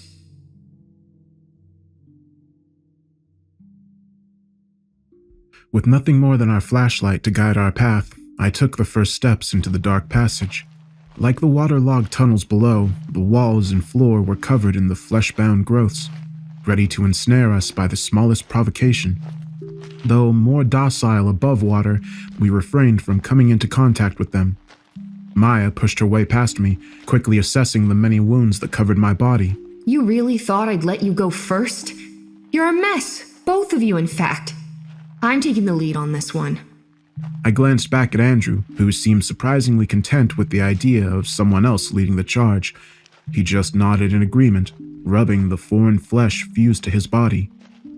A knot formed in my stomach as soon as we entered the passage, only to immediately realize that it sloped downwards, as we were forced further down into the abyss. With no way of knowing the exact gas content of our surroundings, we had no way of knowing how the increase in pressure would affect us. Maya led the group with purpose, marching on without hesitation into the deeper sections of the passage. Though narrow, it was tall enough for the ceiling to be obscured in darkness. Andrew moved at a slower pace, purposefully falling behind to get a moment alone with me, so that he could ask about our shared experience in the entanglement. Does it hurt? I hadn't thought about it since we started walking, but as I focused on it, I realized that the immense aching I'd felt less than an hour prior had completely vanished. Actually, it doesn't. I let out, surprised. But you feel something, don't you? Puzzled at first, I tried to focus on any changes in my body. Only then did I realize just how healthy I actually felt. Despite the many cuts, stabs, and bruises, I didn't feel wounded. Quite the opposite. I felt stronger than usual, amped up like my body was running on pure adrenaline, but without the accompanying jitter. I just stared back at Andrew, speechless, to which he responded with a subtle smirk. Interesting, huh? Interesting isn't exactly the word I'd use. But Andrew didn't stop there. He seemed almost gleeful to be infected by the foreign tissue, as if he held answers that I wasn't privy to. It creeped me out, but I couldn't deny the physical comfort I felt with the creature existing within me, as much as the thought itself disgusted me. What do you remember from the entanglement? I don't know. I passed out. I only woke up when Maya had freed me. I didn't. Andrew said, almost proud. I was awake for the whole thing. What did you see? I finally caved and asked. He shot me a smile, one with genuine happiness, rid of all malice. Something beautiful. What was it? He'd gotten me genuinely curious, with a side of anxiety prevalent in my chest. The way he spoke just felt off. It lacked the fear that should have been present considering the dangers we were in. If I told you that, Rick, you wouldn't believe it. But once you see it for yourself, you'll understand what I mean. With that cryptic statement, Maya had noticed our hushed conversation and paused to interact. What are you two on about? Nothing, I automatically responded, worried she'd think we'd gone mad. A question I was starting to ask myself. Well, save your breaths for walking. We don't know how much oxygen this place has. Fair enough, Andrew said, continuing to appear unbothered by the situation we found ourselves in. We must have walked in silence for half an hour before the cave finally opened up into another large chamber. Like the rest, the floor, walls, and ceiling were covered in small growths, interspersed with small, dimly lit plants. In the middle of the room lay another bizarre structure, a meat flower stretching up with flaps of flesh and a crown of tendrils. Something was occupying its middle, an object we'd only recognize once we got closer. It was David, lying lifeless in the middle, his body dissected and hardly recognizable. Oh, God! Maya let out, rushing to his side. I joined quickly after, but Andrew remained in the back, staring at the remnants of what had once been his colleague, showing no form of distress. He's dead, I let out, stating the obvious. His body had been torn to pieces, most of his face removed and his innards absorbed by the fleshy structures. Several of the appendages appeared to have dug into his body as if trying to connect with him. In the process, he had bled out, at which point his body had been mostly digested and absorbed by the organism. There was nothing left to be done for him. What the hell is this place? Maya cried. Having sensed our presence, the tendrils still attached to David's body started to let go. At first we didn't notice, distracted by the loss of our friend, but sooner had they let go than they'd chosen new targets. With Maya being the closest to David's remains, she'd become the primary object of their desires. It was a fact I realized all too late as the tendril struck at her, just barely missing as Andrew jumped in to pull her away. Watch it! He yelled as he pulled her to the floor with him, just nearly dodging the appendages. Maya, while still gasping for air in panic, remained unharmed. You alright? He asked as he lifted her back to her feet. Yeah, She said in shock. thank you. Andrew. Don't mention it.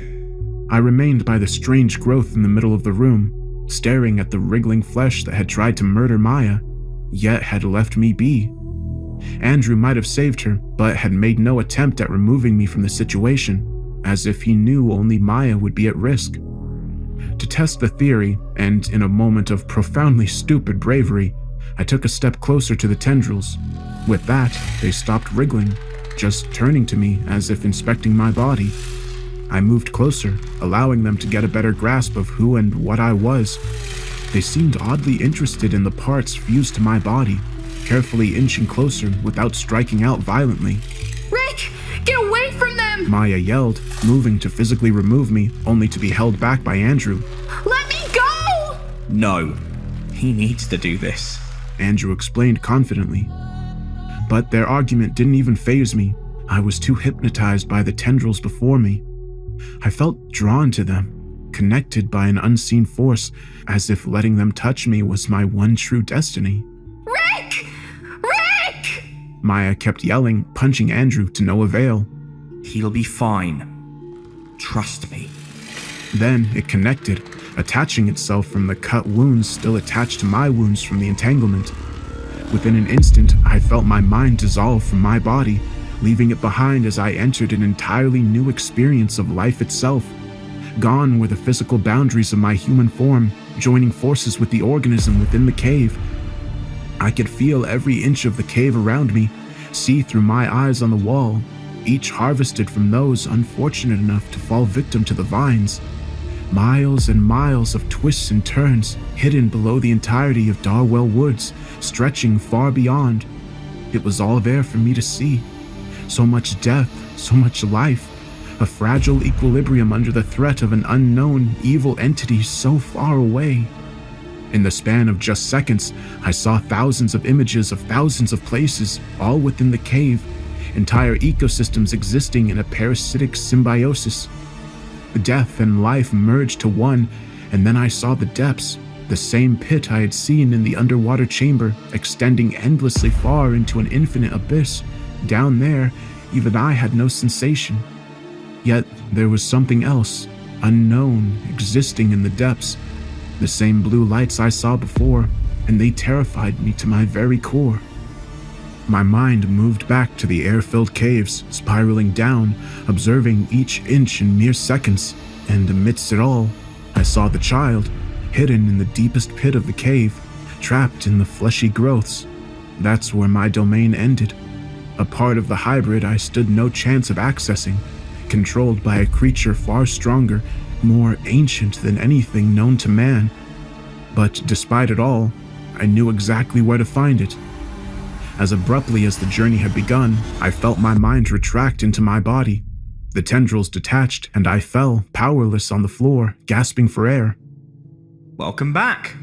Andrew said, not surprised in the slightest. I saw him. I managed to get out between breaths. What? Who? The boy. He's alive. Where is he? The center. He's at the center. I let out, still struggling to breathe. Confused, Maya looked to Andrew for answers, but even he didn't seem certain. What's he talking about? I actually have no idea. Once I'd gotten my breath back, Andrew and Maya helped me to my feet.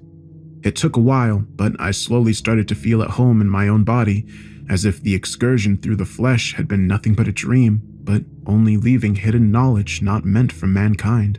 Is this what you meant? I asked Andrew. Is this what you saw in the entanglement? He shook his head. What I saw was a mere glimpse compared to you. You've been chosen. Chosen for what? I asked, annoyed at the constant riddles. I have absolutely no idea. That is a journey for you alone to find out. I'm not here to find myself, Andrew. I'm here to save that kid. I saw him. I know where he is. How is that even possible? I don't know. It's like these things showed me. I could feel everything while connected. It was weird. And you can lead us to the center. I can. What are we waiting for? Lead the way. Andrew went on, just a tad too enthusiastic. Nevertheless, we started moving. With a freshly printed map of the place ingrained into my own mind, I knew each twist and turn we had to follow to reach our destination. It was a trek that would take hours, down to extreme depths that we might not be able to withstand, but we had to try. I took the lead, unnaturally energized by the connection I'd felt. Andrew was just as excited, walking by my side, while Maya grew weaker, the first to experience the signs of increased pressure. Why and how Andrew and I could withstand it was only explained by the fused growths to our body. What did it feel like? Andrew asked once we'd gotten ahead of Maya. Strange, I said, not wishing to delve into the subject any further. Do you understand it now? What this place is? I don't care what this place is. All I care about is getting that kid and getting the hell out of here. Andrew paused, staring at me with a semblance of shock in his eyes. Are you sure you want to do that, Rick? Do what? Leave. Because I don't think you do. I think you understand the importance of this place. And having seen what you saw, there's no going back. You are one with this place, just like me. Though I couldn't understand what he meant, I did understand exactly how he felt. Since escaping the clutches of the entanglement, I had lost all sense of fear of the place we stood within. I felt at home, as if I finally existed in a place I belonged. But it was a feeling I couldn't accept, and one I had to push aside if I wanted to stand any chance of saving the child. Did you know that would happen to me when you let me connect with the tendrils? Or did you just let me dive in to see what would happen? You already know the answer to that. Then why pull Maya away? Hell, why didn't you dive in yourself? Because Maya would have died, and I wasn't chosen. But you already knew that. Why are you trying so hard to deny yourself this? Why are you so desperate to leave? Andrew argued. Before I could answer that question, Maya interjected. I know I'm slow, but I'm not deaf or stupid. So I have to ask, have you fucking lost your mind? You want us to stay down here? Andrew turned to her, sighing carefully before answering the question. I'm not asking you to stay, Maya. And once we reach the center, you have my word. I'll do everything in my power to get you back home. But I'm staying. And I think Rick will too once he comes to his senses. Is he serious? Maya asked me, gesturing to Andrew. I don't know what he is, but I'm not staying in this hellscape. Now, stop with the chatter. I don't want to hear another word, I ordered. Andrew lifted his hands in defeat, keeping his mouth shut. With peace finally present in the cave, we could proceed further into the depths. As we walked, I glanced down at my depth gauge, which rapidly counted up to well over 500 feet. At those depths, any gas resembling trimix would have caused severe narcosis, which meant the gas filling the cave must have been closer to Helionix. But with our voices not taking on the comedically high pitch caused by helium inhalation, the composition remained unknown, able to keep us alive despite the pressure. But with Maya growing weaker, the trip was taking far longer than estimated. The only bright side was that it gave us time to think and observe our morbid surroundings. I started noticing pieces of human and animal anatomy spread across the walls. Eyes, ears, organs, vessels, all seemingly extracted as spare parts for the cave wall. Is that a gas tank? Maya asked as she noticed a bit of metal sticking out from the wall, partially submerged beneath the flesh. Looks like it, but it's a model from several decades ago. 1974 to be exact. Andrew chimed in, pointing out some text written on its side. So I guess we're not the first ones down here. But hopefully the last, I said, hoping to end the discussion. Let's keep moving. With the increasing depth, the growths on the wall grew thicker, covering every inch of visible surface. It squished beneath our feet as we progressed, periodically trying to snatch onto Maya while leaving Andrew and me alone. We'd been integrated into the symbiotic system, recognized as part of the cave, but Maya still hadn't been connected, a process she stood no chance to survive. Hold on a moment. Maya said, out of breath. The pressure was getting to her, a process she was desperately trying to fight without success. She sat down on the least dense part of the cave, trying to catch her breath as the vines reached up to grab her. How far is it to the center? Andrew asked, showing genuine concern towards Maya's condition. This passage takes us straight to the center, only a 15-minute walk left, I explained, gesturing to one of the many tunnels in the wall. And that's where we'll find the kid? I nodded. What exactly are you planning to do when you find him? What do you mean? You want to free him, right? How do you intend to achieve that, seeing as he's been merged with the flesh, reaching a stage far beyond whatever happened to us in the water? We'll use Maya's knife to cut him loose. Worked for us. Andrew sighed, not convinced of my plan. I'm not sure I can let you do that, Rick. What the fuck are you on about? Do you really not see what this place is after all this time? If you free the boy without a replacement, everything in these caves is going to die. I locked eyes with the man, wondering if the last bit of humanity he held onto had vanished from his soul. Let it die then, I said as coldly as I could. Maya struggled to get back on her feet, discomforted by the conversation. I let her get behind me, getting ready to proceed into the cave before Andrew kept the argument going. I won't let you do it. I just can't. Well, fuck you, Andrew. Stay as long as you want, but we're saving the kid and getting the hell out of here. I turned my back to him in protest, proceeding deeper into the cave. I made sure to let Maya get some headway, but as I took my first step into the narrower passage, I felt a heavy hit to the back of my head.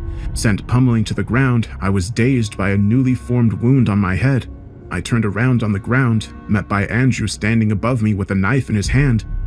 He'd hit me with its handle, attempting to stop me without actually murdering me. I thought you dropped that in the cave, I said, more surprised than afraid. David didn't need his anymore. So, I got a spare. Reacting quickly, Maya launched at Andrew, punching him in the face. Though it connected, the punch barely moved him. He just remained in place while Maya threw another punch, one that did little due to her weakened state. There's no need for that, he said calmly, but she struck again, this time getting blocked. Andrew grabbed Maya by her neck, pushing her against the cave wall, covered in flesh. Upon making contact, dozens of vines started to wrap around her, causing her to sink into the wall, only until her head was visible. All the while, she struggled to get free to no avail. Relax, Maya. They won't hurt you. I made sure of that. I promised to get you out of here once we reach the center, and I'm a man of my word. I won't let anything down here hurt you. But I can't let Rick destroy this place. Leaving her entangled in the wall, he approached me, now wielding his knife with intent to kill. He held the knife close to my chest, bending down on one knee next to me. If this place dies, he began, but it was a sentence I didn't let him finish. Instead, I kicked him in his weakened knee, instantly sending him groaning to the ground. Still dazed, I got to my feet, jumping on top of him to stop him from rising. Though much larger than I, he was in too much pain to fight back. Punching him in the nose, I managed to get him to drop the knife.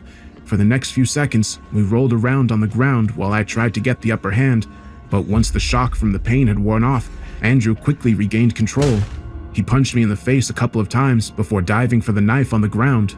I don't want to hurt you, Rick, but I will if I have to, Andrew said, pointing the knife back at me. I charged at him again, grabbing onto his knife-wielding arm. I tried to tear it from his hand, but he wouldn't let go. Last chance! He groaned in the struggle, but I refused to let up.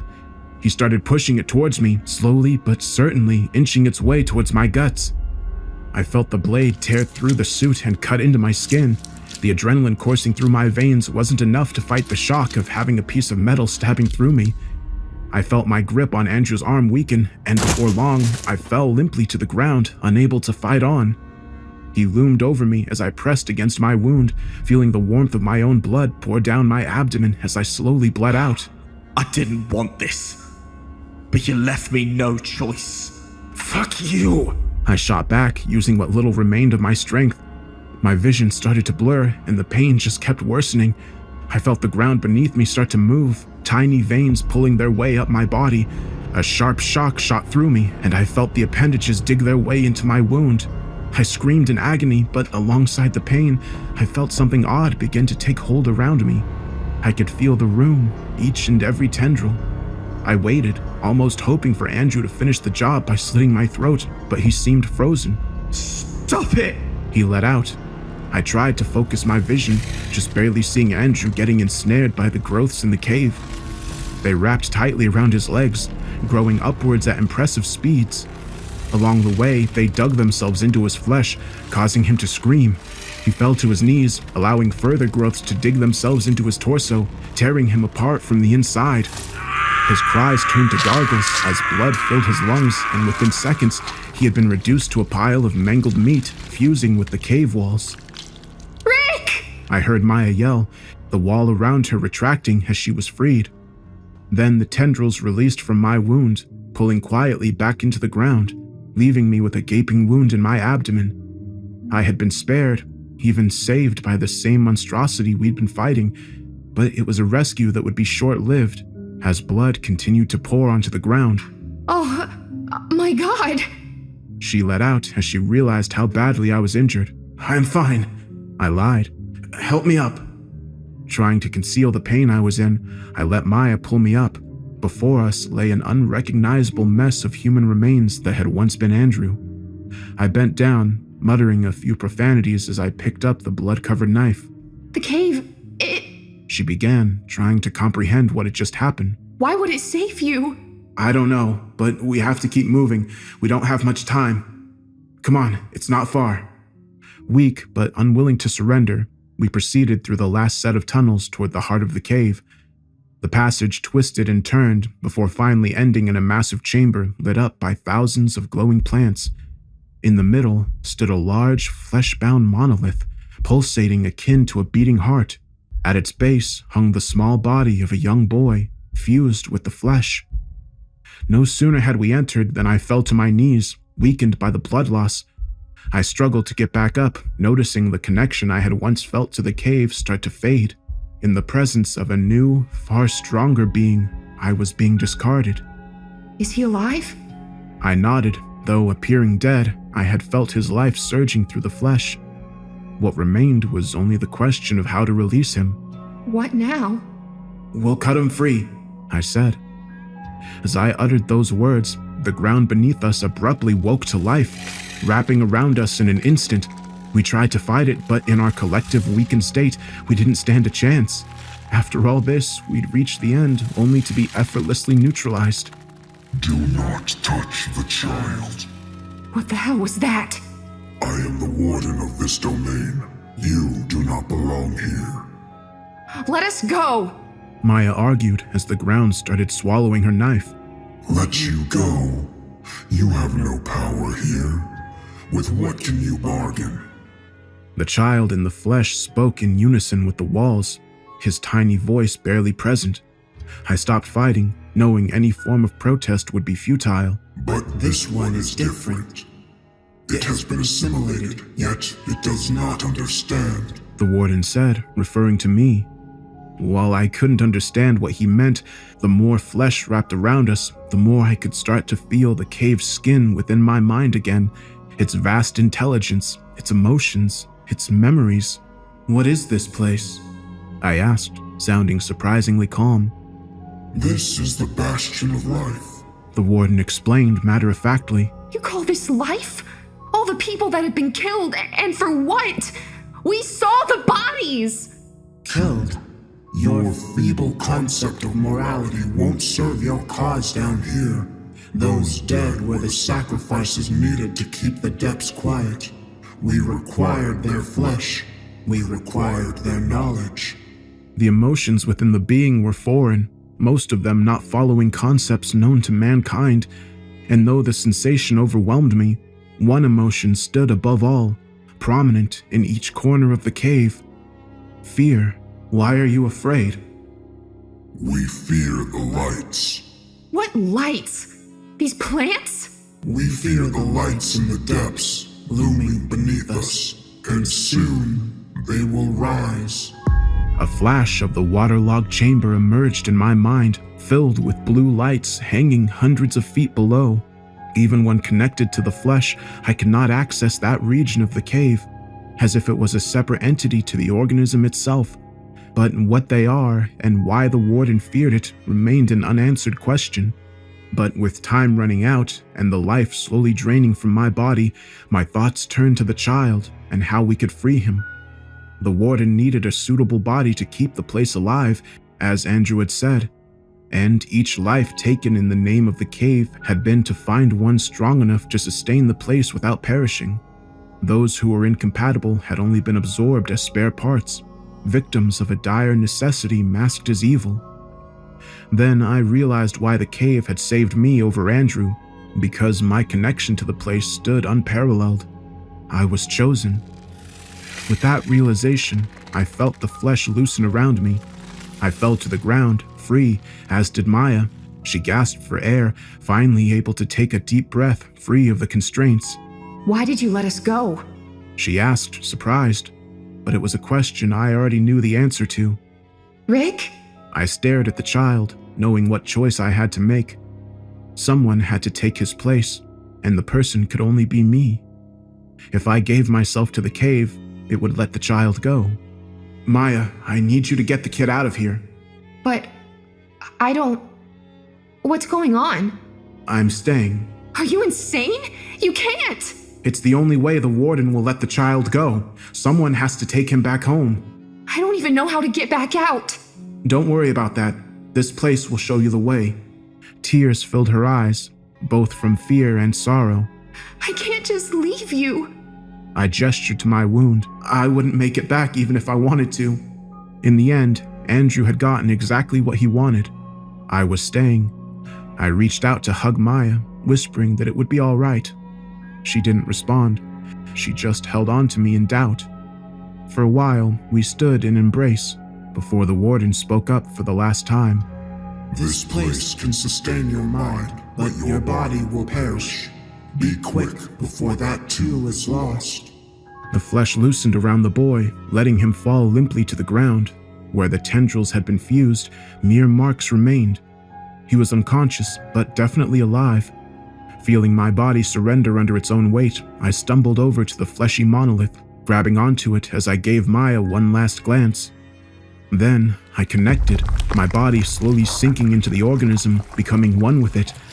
With that, I gained full control. I could open a path back to the entrance. I could keep them both alive as they were transported to the surface. Maya lifted up the boy, looking me in the eye as my body started to disintegrate. In only a minute, the person I had once been would be fused with all those lost in the cave.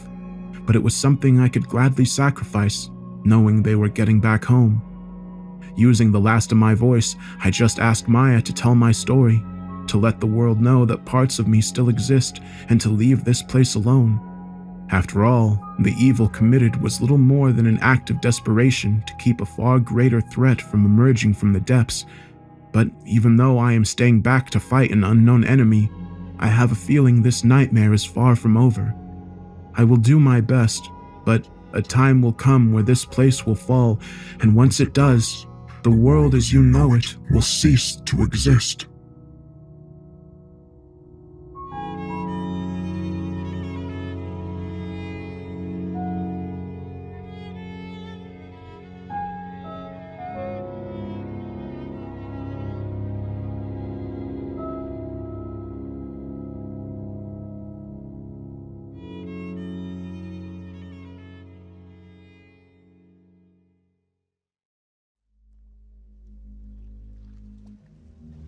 It started 3 months ago, the dark spots in the water. I'm residing at my seaside cottage, my own personal getaway that I purchased 3 years ago. The back deck looks out on the Sound, along the shore of the Outer Banks in Northern Carolina. It's always been one of my favorite vacation locations, and when I published my 3rd book last year, the royalties allowed me to buy this cottage. I don't have any neighbors. I specifically wanted it that way. I planned to write my 4th book here and wanted to ensure peace and quiet while I worked away at it. There's a little pier that stretches out into the Sound from beneath my deck. The sound of the water gently slapping against the wood stimulates my creative mind like nothing else can. I was sitting on the dock a couple of days ago when I noticed it for the first time. The dark spots in the water. They were circular and about 4 feet in circumference. I counted 4 of them, about 20 feet from where I stood at the end of the pier. The sun was setting, strips of blank cloud colored by scars of brilliant soft orange. The water caught the light and made it sparkle, a twinkling of stars on the gentle surface. Except for the circles of black, those patches seemed to absorb the light, sucking it down into itself. I was curious, and I speculated that maybe the water was just deeper in those spots. I sipped my glass of water at the end of the pier, the ice clinking against the rim like muffled bells. I didn't know what to make of my discovery. Instead of dwelling on it any longer, I went inside, determined to finish another page of my book before I went to bed. Outside, the water filled with 2 more dark spots. The next day, the sky filled with angry storm clouds, and I sat by the big bay window, clacking away at my keyboard as the rain crashed into the ocean before me. Most people don't like rainy days, but as a writer, I feel they are my most productive. The cozy atmosphere, the steady pitter-patter of rain, the rolling thunder, all these things spark my creativity, and the words just come pouring out like the water from the clouds above. I was watching the waves, circling the next scene of my book and thinking, when I spotted the dark circles again. One of them was right at the end of the pier, another 5 spread around it. I idly tapped my finger against my desk, watching them. They had moved since yesterday. I discarded my theory of depth change and instead wondered if it was a school of fish. It didn't explain the way they sucked in the light, but I wasn't an expert on the ocean and its many workings. I stood up, allowing myself a brief break from my work, and went to the door. I opened it, the overhang shielding me from the rain, and breathed in the wet air. The air was fresh, smelling of new rain and ocean salt. I breathed it in and winced, the wind suddenly carrying a new odor, something foul and sharp, burning my nose with its repulsive aroma. I covered my face with a hand, trying not to gag. It was sharp, like vinegar almost, and I felt my eyes water. I slammed the door closed and retreated back inside. I went to my desk and took a seat, wiping the remains of the smell from my nose. I looked out into the water. The dark patches of water had moved closer. That night I couldn't sleep. I had woken only an hour after going to bed and couldn't will my mind back into sweet slumber. I went to my back deck and stood in the darkness, watching the water, letting the repetitive lapping of waves slow my mind. It was something I had done before when I couldn't sleep, my mind still buzzing with ideas and worries. The wind whipped my hair across my face, a warm breeze filled with ocean scents. The moon spilled its white light onto the water and lit the tiny peaks of rolling waves. I listened to them smack against the pier before me and breathed in the atmosphere. That's when I heard a humming. At first I thought it was just the wind, but as I trained my ears, I realized it was coming from the water. It was soft, but there was a definite melody to the low rise of deep vocals. It almost sounded like chanting. My eyes settled over the dark patches of water. I didn't even notice them there in the night, but when I actually looked, I could see the light of the moon around the edge of their murky perimeter, but no light filled the center. Instead, it remained as black as the deepest corners of space. The humming was definitely coming from the ebony patches of still water. Something about the ominous sound chilled me to the bone. A slow, sad tune that carried in the wind with haunting purpose. It raised the hair on the back of my neck, and I leaned down over the railing to get a better look. The circles were close to the wooden edge of my house, where the water met a wall just below my deck. The pier stretched out from that wall, resting on the surface of the sound like a red carpet. I took the steps down my porch and walked under the deck to the pier. My bare feet patted across the wood, and the sound of humming became more pronounced. I looked to my right and saw a few of the circles slowly moving back and forth like they were being carried on the tide. What the hell? I thought, staring out. And that's when something stirred the surface of the water.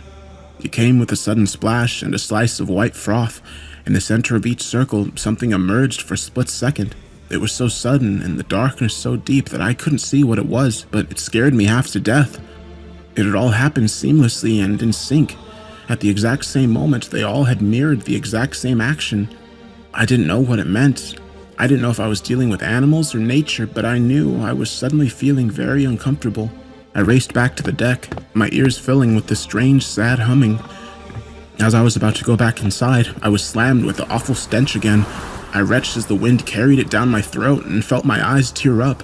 I grabbed the door and pulled it open, desperate to get away from the horrific smell. I stumbled inside and slammed the door. I stood against it, breathing heavily. Then I heard something heavy thunk onto the pier outside. It came in a rush of water and weight, a loud exclamation in the night.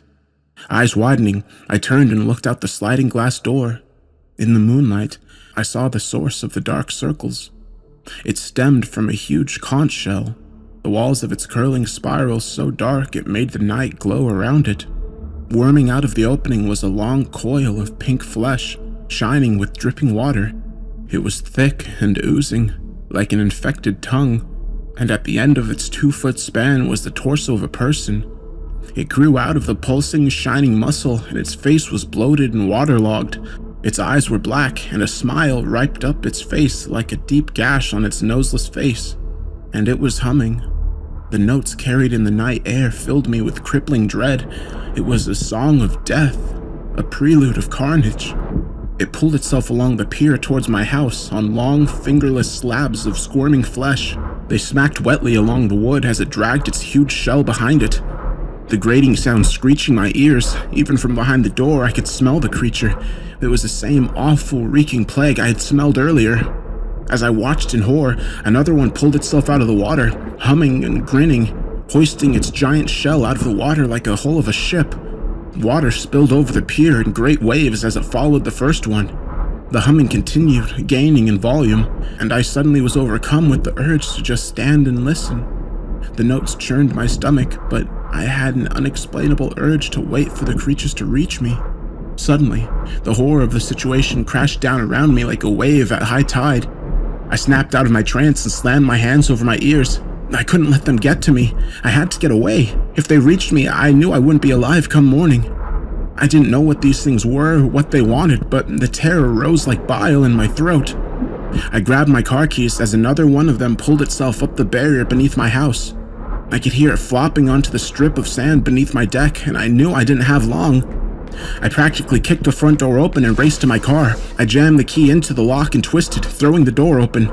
I heard something crash from inside and realized that the first one had just broken in. The thought of the monster pulling itself through my house sent a bolt of adrenaline coursing through me. I dove into the car and started it, slamming the gear into reverse. I turned on my headlights and my heart thundered in my chest. One of them was in the open doorway, its worm-like arms sliding along its frame. It was grinning at me, a deep hum echoing towards me. For a split second, I almost pulled back into the driveway. But the fresh adrenaline was enough to force reason upon my confused mind. I gunned the engine and raced towards town.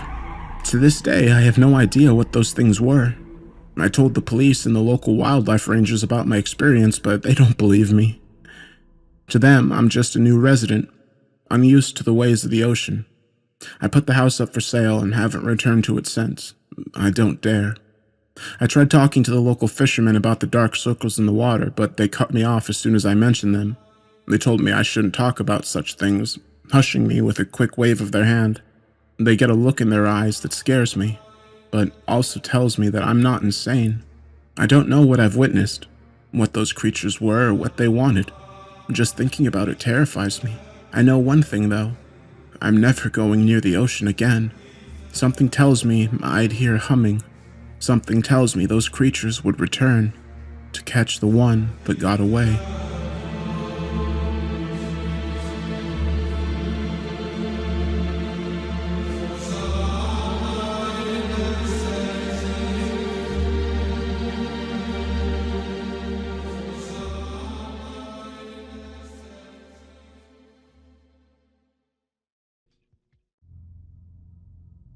The ocean has its silent caves, deep, deep, quiet, and alone.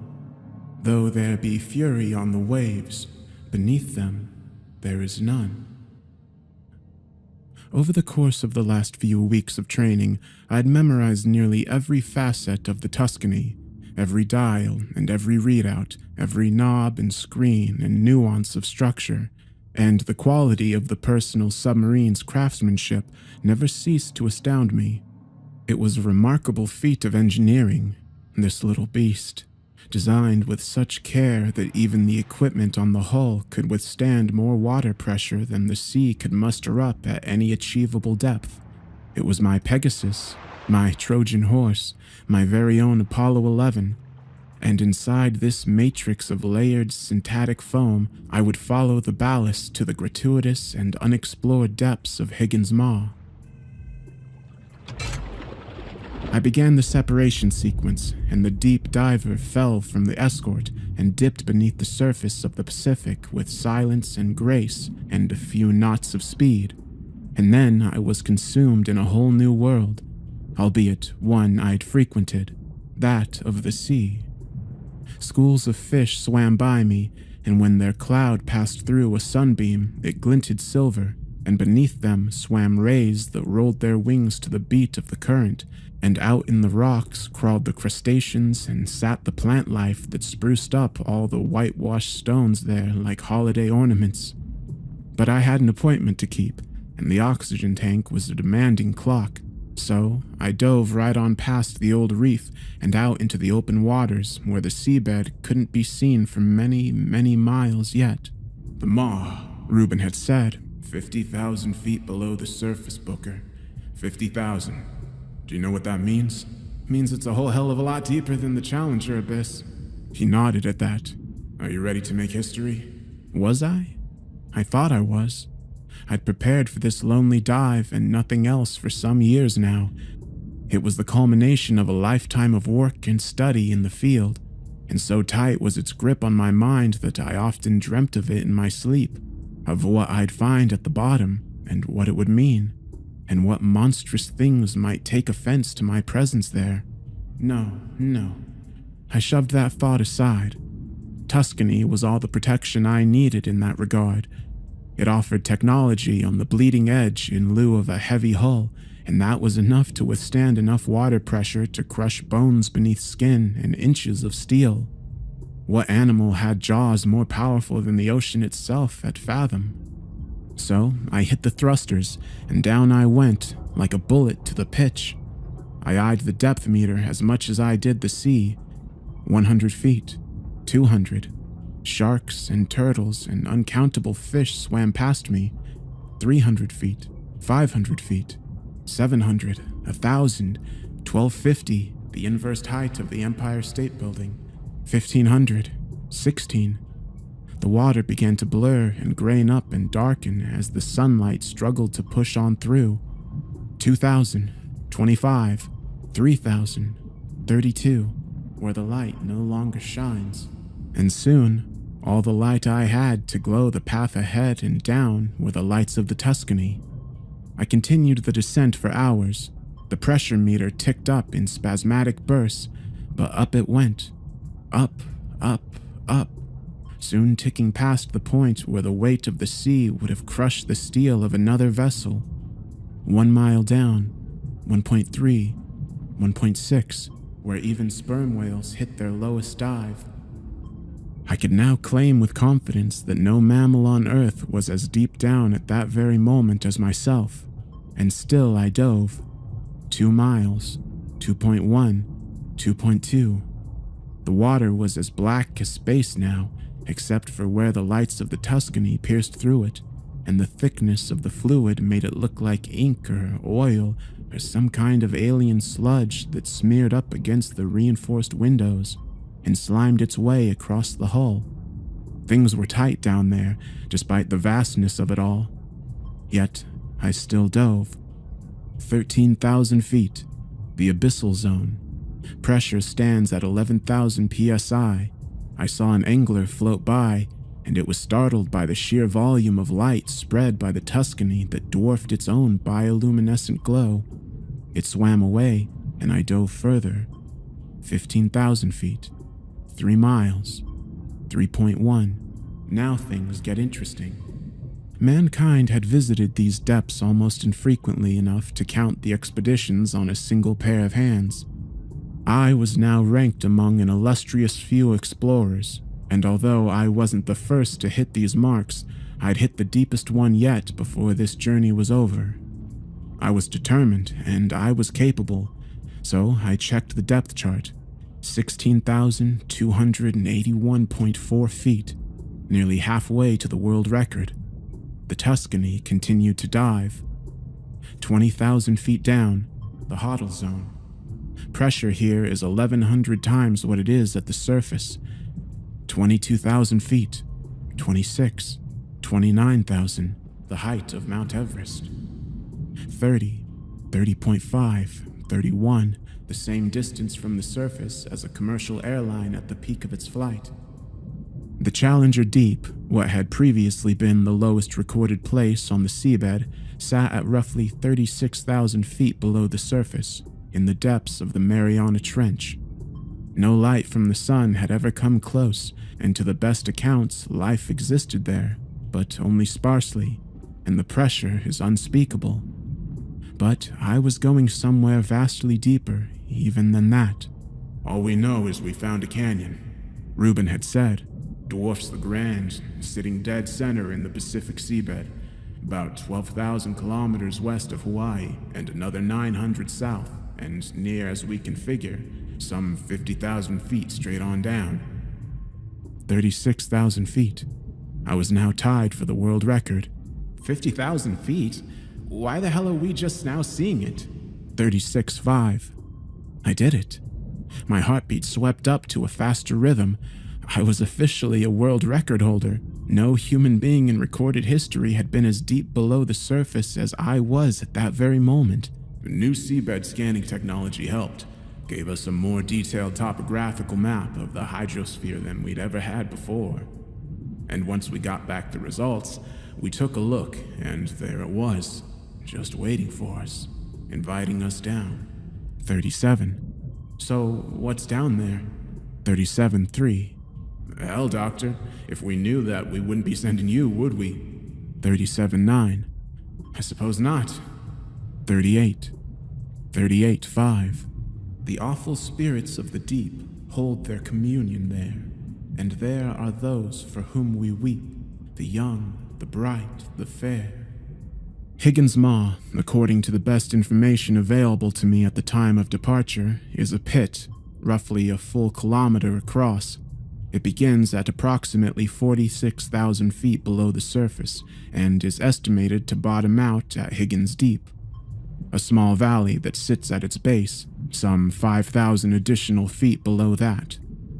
The Maw is the largest and deepest such formation in the hydrosphere, and yet its dimensions and location are the only things concretely known about it. That, of course, is where myself and where the Tuscany come in. 43,000 feet down. I hit the floodlights underneath the Tuscany, and the glow washed over an alien landscape that likely hadn't seen light in over 1 billion years. There were mountains here. Mountains. Ones that rivaled the Alps, and wild arches and plateaus that stretched far off to a murky horizon, before being shrouded by seawater. I even saw life down here in the depths. A squid-like thing of simply monstrous size swam on by my boat. It stopped for a moment, and during that moment I thought it might have taken offense to me. But after looking hard at the Tuscany and brushing a tentacle down the port side, it swam off in search of other things. Atta girl. I descended further. 44,000 feet. 45. And then, all of a sudden, there it was. The Maw. My mouth hung by the jaw as the sheer scope of the beast came into view. It was a breathtaking sight to behold, a monstrously large and equally dark hole in the crust of the earth that plummeted to inconceivable fathoms. I descended a bit further, 45,500, 46,000 feet, and Tuscany fell into its yawn. Somehow things were even blacker in the depths of the thing, even though sunlight had long since been blotted out. 46.5, 47, 47.2. I began to become aware of a low current pulling me downward. It wasn't particularly powerful, but it was unexpected, and it was therefore alarming, and yet I couldn't bear to pull myself back up. Not yet. I'll turn around if it gets too bad. So down I went, deeper and deeper and deeper still into the cavern. 48,000 feet, 48.5, 49, 49.1, and then I saw it. A glow. I squinted and dimmed my lights to confirm the intuition. What in the name of God? It was there indeed, a dim reddish purple, then green, then purple again, and then blue, floating on a mist of current some few thousand feet down. I resumed the dive to chase it.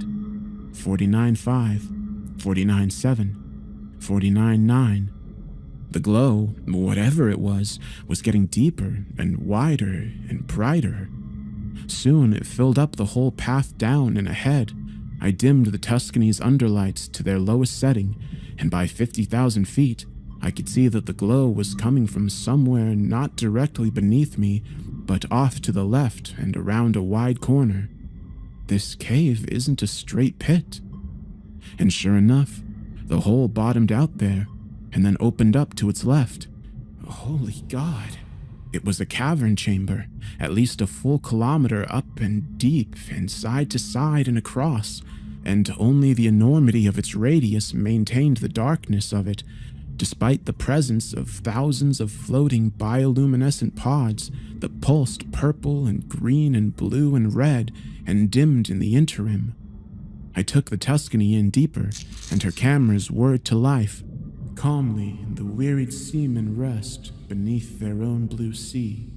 The ocean's solitude are blessed, for there is purity. The cavern became darker still when the pods faded into the water behind the ship, but there were more things to be seen here than rocks. Tuscany, about a quarter hour after entering the chamber, soon floated on by a bizarrely rope-like plant of utterly impossible size, one that appeared to stretch nearly across the height of the cave and grew wider at the base, although the bottom of it was shrouded in blackness. I took the submarine in for a closer inspection and hit her lights to their fullest setting. My heartbeat slammed. There were suction cups on it, each one as big as the Tuscany herself, and they writhed and pulsed across and down the length of what was now very clearly a tentacle. In a panic, I shoved Tuscany back and away from the thing, but when I tried to turn her around, the base of the hull collided with the beast and stuck fast to one of the cups. I gunned the thrusters and could hear a wet tearing sound as the machine ripped itself free from the cup's grasp. But then the tentacle came to life. It whipped and whirred and smacked around the cavern and pressed itself to the roof, and then it fell down, deep beyond where the darkness blanketed the floor. Come on, baby. I hit the thrusters again. The Tuscany rocketed off the way it came, through the darkness and off towards the pods, whose glow I hoped would afford me an opportunity to shut the lights off the ship and make my escape. If I were so lucky. But very soon I began to hear and feel the movement of something unspeakably titanic rolling across the floor of the chamber. It rumbled and thundered and shuddered and shook, and soon clouds of dirt and rock flew up out of the black pitch and blanketed the view forward, and I could hear boulders smack against the ceiling of the cave before sinking again to where they'd been. The sound had erupted across the entire breadth of the cave at once. My eardrums nearly burst, and likely would have had it not been for muffling of the explosion provided by the walls of the Tuscany.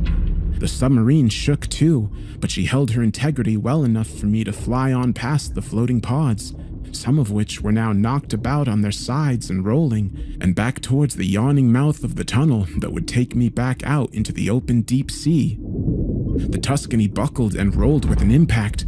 The tentacle, I realized, had shot up from the ground and hit the bottom of the ship between her ballasts, but luckily, it knocked her with force upwards towards the tunnel. I rolled Tuscany with the hit and managed to regain some control, and I boosted the thrusters into the turn and up again, now back into the maw. Then I began to climb. 52,000 feet, 51.5, 51. So, what's down there? Come on, baby. Come on, don't you fail me now. Don't you fucking fail me now. Hell, Doctor. If we knew that, we wouldn't be sending you, would we? 50.5, 50, 49.9, 49.6. Tuscany ascended with panic speed, and all the while she did it, I could feel the rumbling of the tentacle's pursuit in the walls of the pit. It smashed its way on through the tunnel and whipped and thrashed, but Tuscany was too quick a runner. 47.5, 47, 46.8, 46.4, 46,000 feet and climbing high. I suppose not. Tuscany burst out of the maw and was about to rocket straight on back up to the surface, but then the tentacle flew out beside her, nearly smashed in her front window. I bent the controls to the edge of their set casing, and Tuscany tanked to the left and up a bit, and missed the ground by inches.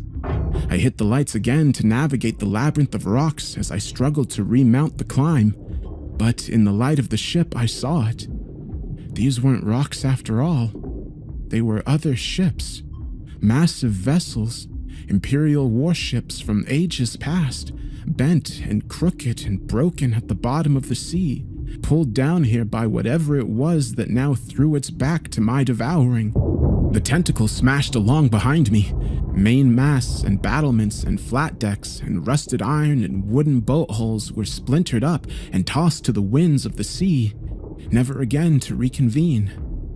I took Tuscany through this nautical graveyard with far, far too much speed for my safety, Under the ship towers we went, and through cannon mounts, and past the blades of dead engines and around upended rudders. The cacophony of my flight and the destructive paths set by my hunter awoke the life in the place. Fish washed out of holes and cabins and captain's quarters and deep deck stair flights, and soon joined me in my effort to escape. But it seemed there was no escape to be found here. The entire ground for countless miles shook and rumbled with seismic force. It was thunderously loud, and it picked up speed and violence with time.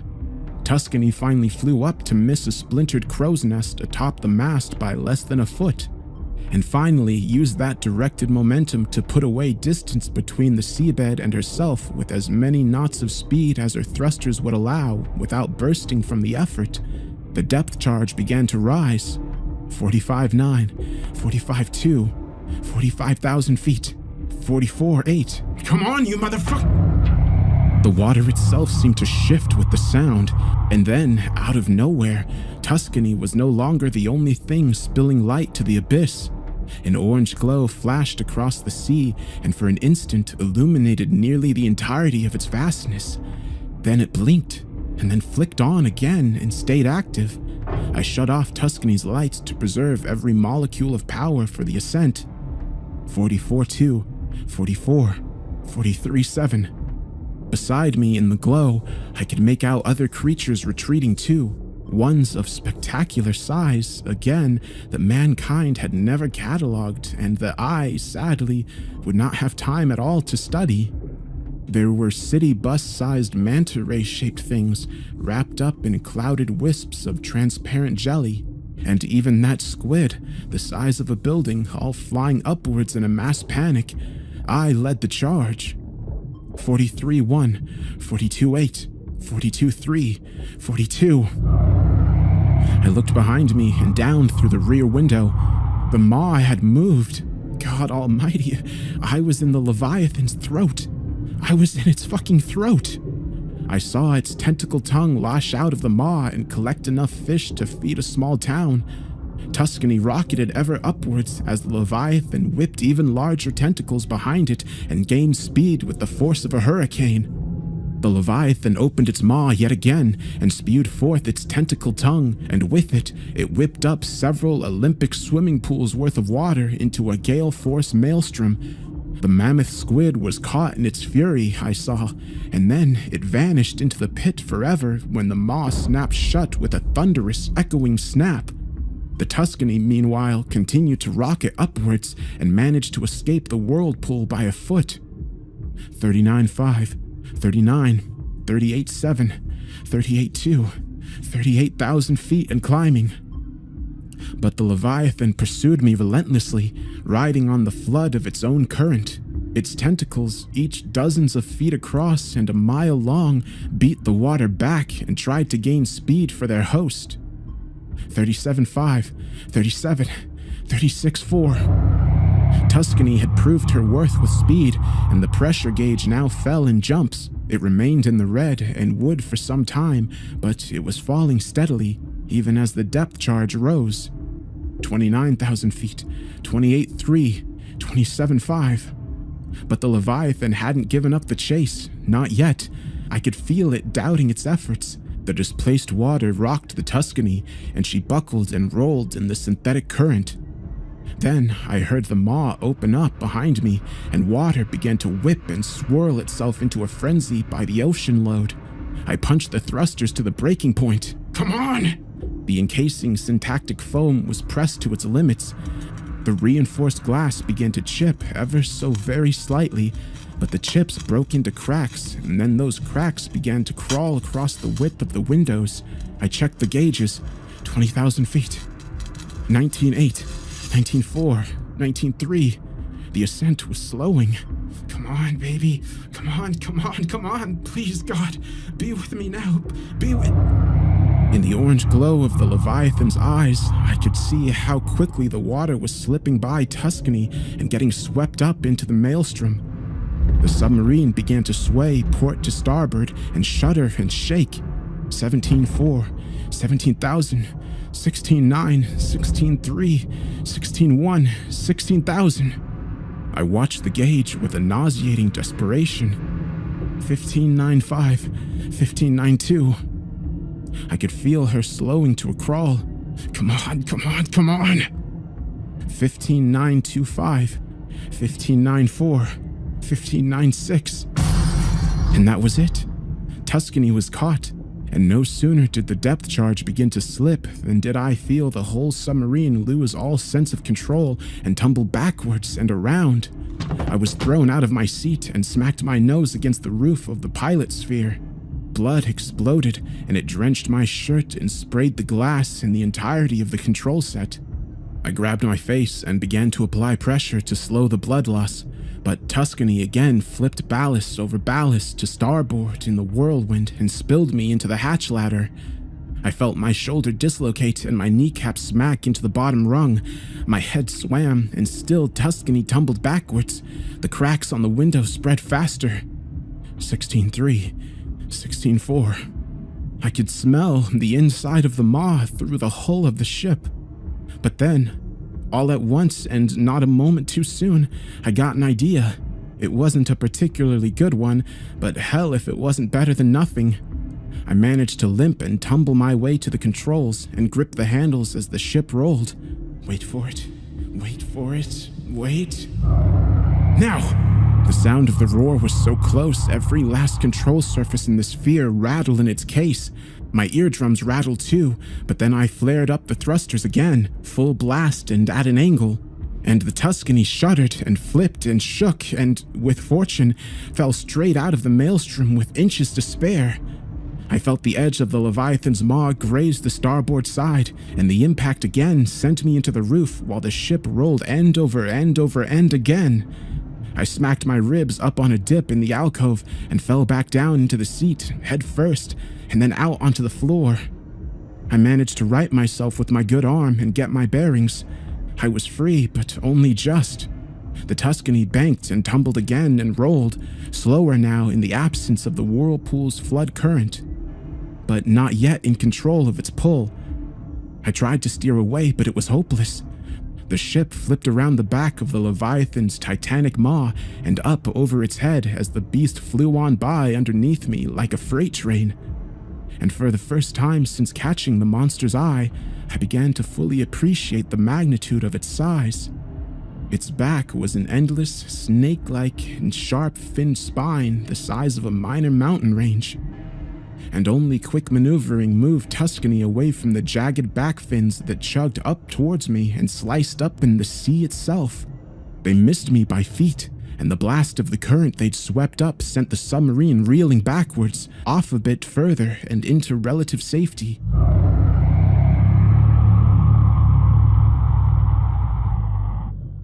I quickly dimmed the lights to their lowest setting and caught my breath as the full form of the Leviathan washed on past me.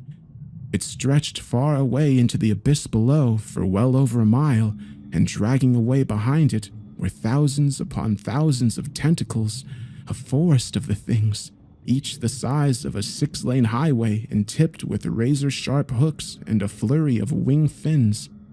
It took a full 3 minutes for the beast to pass by me fully, and then it curved around in the other direction and swam off in search of other things to devour.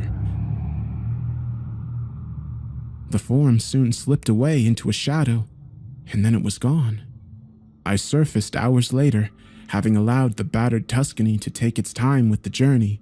She was solely responsible for my escape. My quick thinking be damned.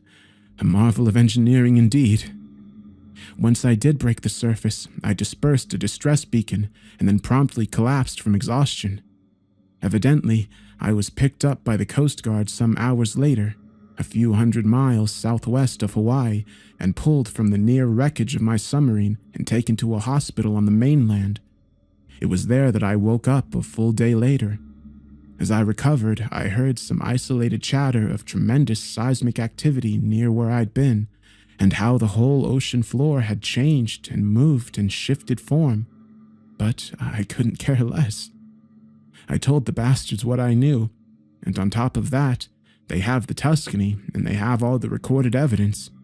And you now know this recorded account. What everyone does with this information is entirely up to them. All I know is that I won't be doing any more diving anytime soon. I've come to the realization that mankind has more than enough space to expand throughout and live upon and thrive in above and near the surface and on land and in the skies and soon, hopefully, out there amongst the stars.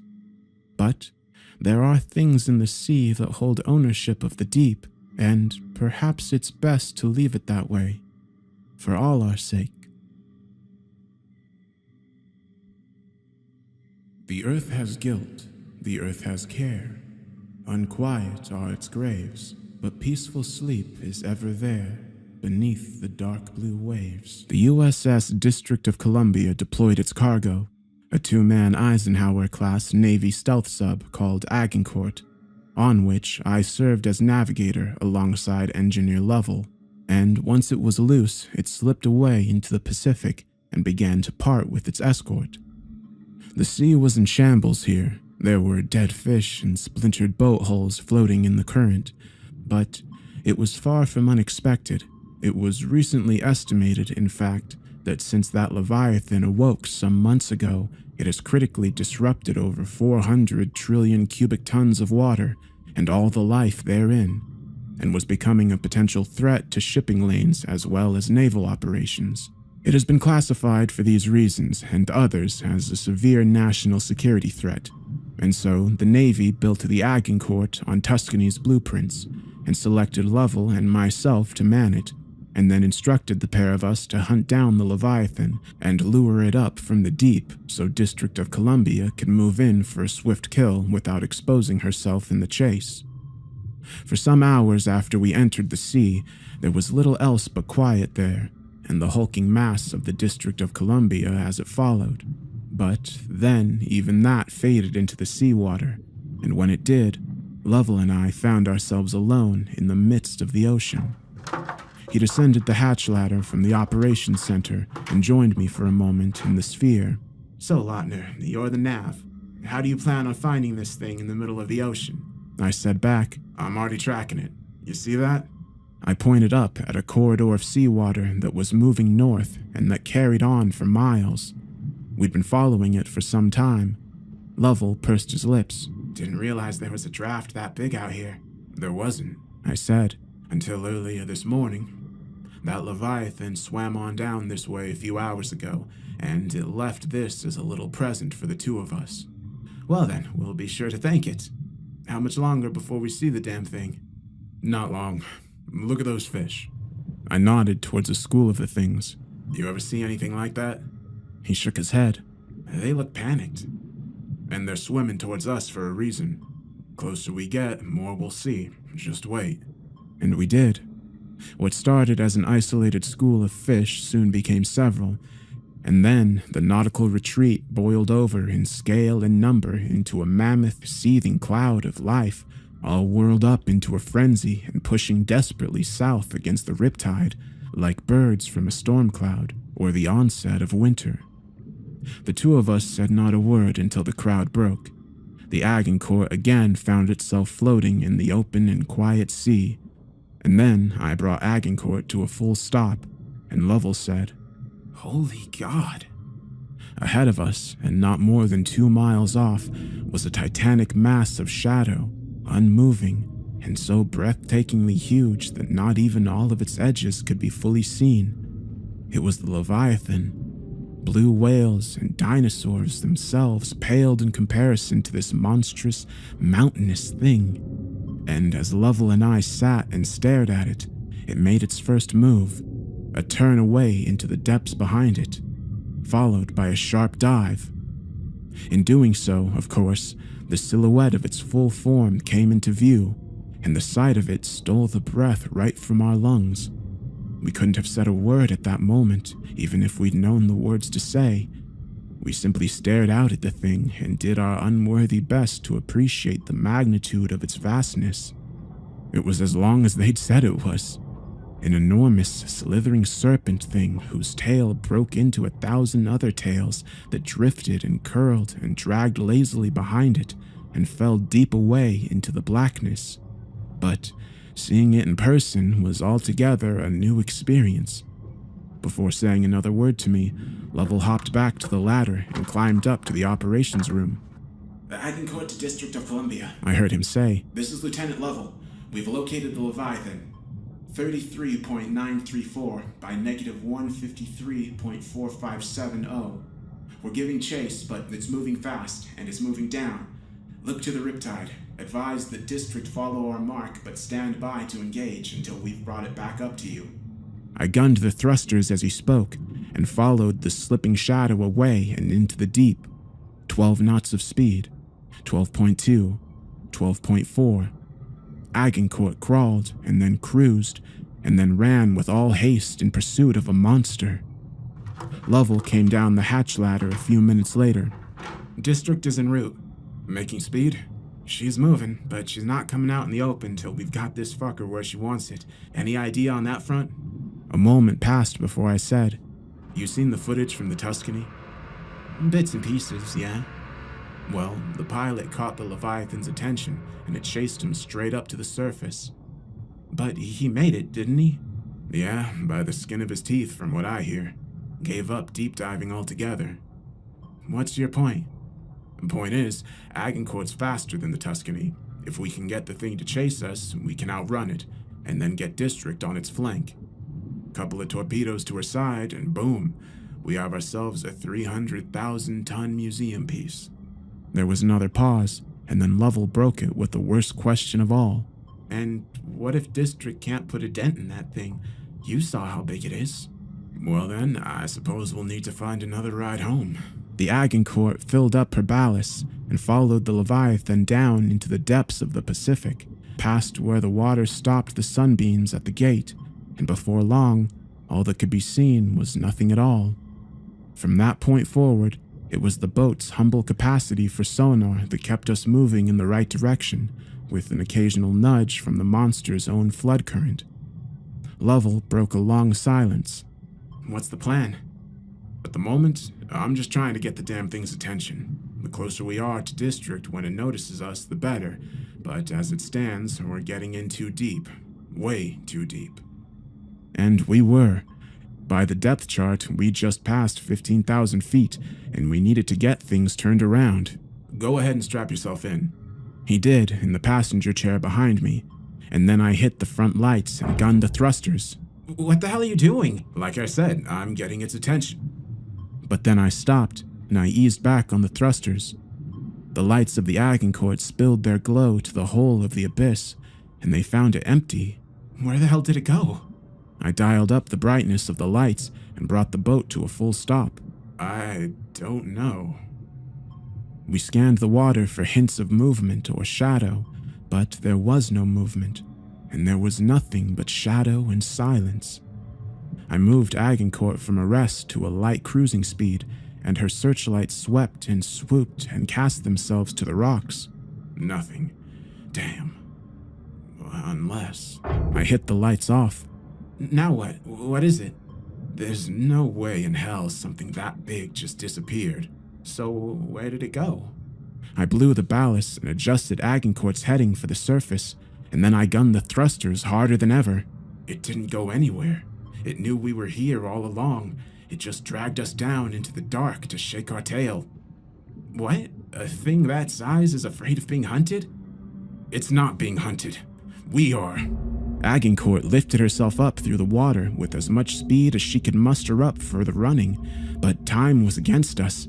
Up ahead, we saw the shadow of a Titan moving fast to block off our escape. It was the difference in shade between deep twilight and midnight black. We gotta move, I said. See if you can't raise the District. Lovell unbuckled her seatbelt and flew to the hatch ladder and climbed it in 2 rungs at a time.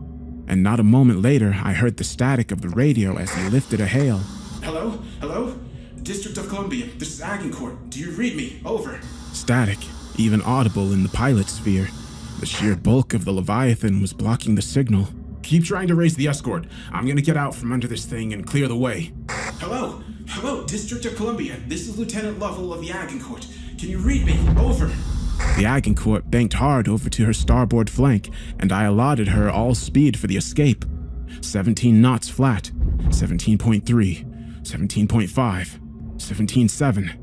I looked up. The Leviathan shadow bathed the whole of the seabed in its mass. Still, we ran. Hello? Hello? District of Columbia, this is the USS Agincourt. Can you hear me? Over. More static.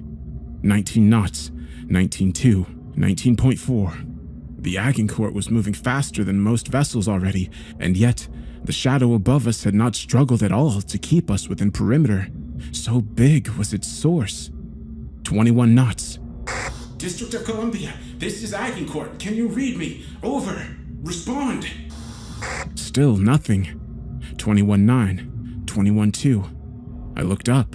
The shadow was murky and ill-defined, but I could make out the monstrous alien forest of its mighty tentacles, which wrapped and curled and spread out on all directions in the absence of movement. It looked like a black star seen through a bent lens of time, but it was slipping back behind us. Agincourt was more than a match for speed. 23.5. Hello, District of Columbia. This is Lieutenant Lovell of the Agincourt. Can you read? Still, I heard static, but there were bursts of clearer sound too, just barely over the threshold of audibility. We were getting into the clear and quickly. 25 knots, 25.3. Almost too quickly. Hello, District of Columbia. This is Agincourt. Do you read? Over. Can you hear me? I looked up and back over my shoulder. 25.8, 25.9, 26 knots. Fuck. The Leviathan wasn't pursuing us after all. It was moving back up. I fired up all of Agincourt's lights and thrusters and blew her ballast. We began to climb. Lovell! What is it? Any luck on the radio? None yet. Why? Leviathan's not moving after us. It's going up. Good. District will hit it when it gets close then. It's not gonna get close. It's gonna come up right underneath the boat. Sub won't be able to use its armament at that range. There was a pause. 23 knots now. We lost speed when we moved up. 23.1. Oh my god. Move, goddammit, move! Get us up there! Just keep trying to raise the ship. 25.4 knots, 25.7. The massive shadow of the Leviathan was moving up into the brighter waters, and I could see its tentacles falling into line as it gained speed. Agincourt continued her climb, and gradually, as she did, the waters began to brighten. The pressure gauge began to fall, and the Leviathan, now swimming fast far above and to the left of us, came closer into view. Only then did I understand fully. District of Columbia stood no chance, even in an unfair fight. This beast was unstoppable. Hello? District of Columbia, this is Agincourt. Can you read me? Over. Respond! 1,500 feet to the escort's test depth. Hello? Agincourt? It's District of Columbia here. Reading. Over. We're moving. Listen to me, Lovell said. Listen to me. Ensign, we're telling you we do not have the Leviathan in tow. I repeat, we do not have the Leviathan in tow. It got between us and is heading for the coordinates I listed earlier. If you're there, you need to fall back immediately. Do you copy? Leave now! 1,000 feet. 800. 750. Breaking up. The coordinates listed. Tie 3.4 by negative 150. 0.45 ending by package. Wait! District of Columbia, do you copy? This is Lieutenant Lovell of the USS Agincourt. Are you there? Do you My heartbeat kicked up into my throat. I knew that sound. The roar of the Leviathan from the Tuscany tapes. Clearly, the beast had exhausted its usefulness for stealth, and that could only mean a single thing. Damn it. Lovell joined me in the pilot sphere. Jesus, what the hell was that? We're too late. That's what it was. We're too fucking late. And we were. Although Agincourt's current speed swept us in closer before I pulled it to a full stop. It was a stop with a view, though. A helpless and terrible view. We saw the mountainous back of the Leviathan, and its great maw covered with the shield wall of its writhing tentacles, absorbing a series of torpedo charges from the escort sub. It discharged a flurry of Mark 48s from the pods. Those torpedoes left on rockets and detonated in waves. And for a fleeting moment, I thought it might be enough, if properly targeted, to turn back the Leviathan or wound the damn thing or something, but the beast took the hits and only crawled forward, and before long the sub only had its ballistic arsenal, nothing appropriate for a fight like this. It began to throw its whole effort to a retreat, but an Ohio class is a hulking mammoth, 2 football fields in length and nearly 19,000 long tons of metal and rivets. It is fast, but not fast enough. The District of Columbia was doomed. Try to raise the Dixon. I said, and my voice trembled when I did. District is dust. As I said it, the final torpedo in the Columbia's armament cache was launched. It sped through the water and trailed a skipping, sputtering wake and hit a tentacle and exploded tremendously but fruitlessly upon it. And then after a moment of silence, the Leviathan unraveled itself, and its tentacles blocked out the last of the sunbeams at dusk, and they swirled and curled and wrapped their vastness around the hulk of the district, and then the vessel was gone. God damn it. I pulled Agincourt away from the feasting with all speed. 20 knots, 20.1, 20.4. Hello, USS Dixon, do you read? This is Lieutenant Lovell of the Agincourt. Respond. Over. 22 knots. Hello, Dixon. This is the USS Agincourt. Over. Requesting a pickup. Do you read? Over. 23. I felt a rumbling and a shaking and a mighty displacement in the water behind us. Agincourt buckled and rolled. I looked behind me. 23.5. 23.6. The Leviathan had finished its meal and was turning around. Its tentacles alone forced a flood of riptide, and then, God almighty, there it was. The maw. It was big, hideously, monstrously, impossibly big. A yawning canyon and a mouth all the same. What the hell is this thing? 24.1 knots of speed. 24.6. The Leviathan opened its eyes, and Agincourt was suddenly awash in an orange glow. Lovell! Hold on, Dixon. What? 26 knots. Cancel pickup. What? Why? 26.3. It sees us. Tell Dixon to get himself to safety. We'll try to shake this thing and rendezvous. 26.8. 27. Dixon, do you copy? Over. Loud and clear, Agincourt. 27.5. The Leviathan's tentacles flew into form behind it as it gave chase. 27.7. Listen to me. We are currently heading northwest with all speed. The USS District of Columbia has been destroyed. 27.9. I'm sorry, say again? Over? The Columbia is gone. Affirmative. The Leviathan destroyed the USS District of Columbia. We are now... I gunned Agincourt's thrusters for all they were worth. They groaned and protested, but they did their best, if only just. 30 knots. 30.2. 30.3. Even if the ocean itself seemed to be draining into the thing's mouth by the lake load. Come on, baby, come on, come on.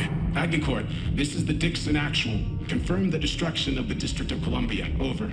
32 knots. Yes, sir. The Leviathan took everything District had to throw at it, sir. And then it just ate the ship. 32.5. 32.9. We've located your beacon, Agincourt. The destroyer group is moving it to rescue and engage. My heart stopped.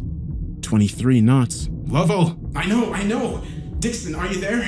Captain Gillisley, do not engage, sir. Do not engage. I promise you, sir. There is nothing short of a fucking nuke that can stop this thing. Get that destroyer group to safety, and we will meet you there. Negative, Agincourt. You brought this thing into the open. We'll handle it from here. Gillisley out. 34 knots and climbing. Dixon, respond. Over. Agincourt flew admirably, but from the sound and from its own effort, it rumbled and it shook and it swam against the might of the current. 34.7. 35.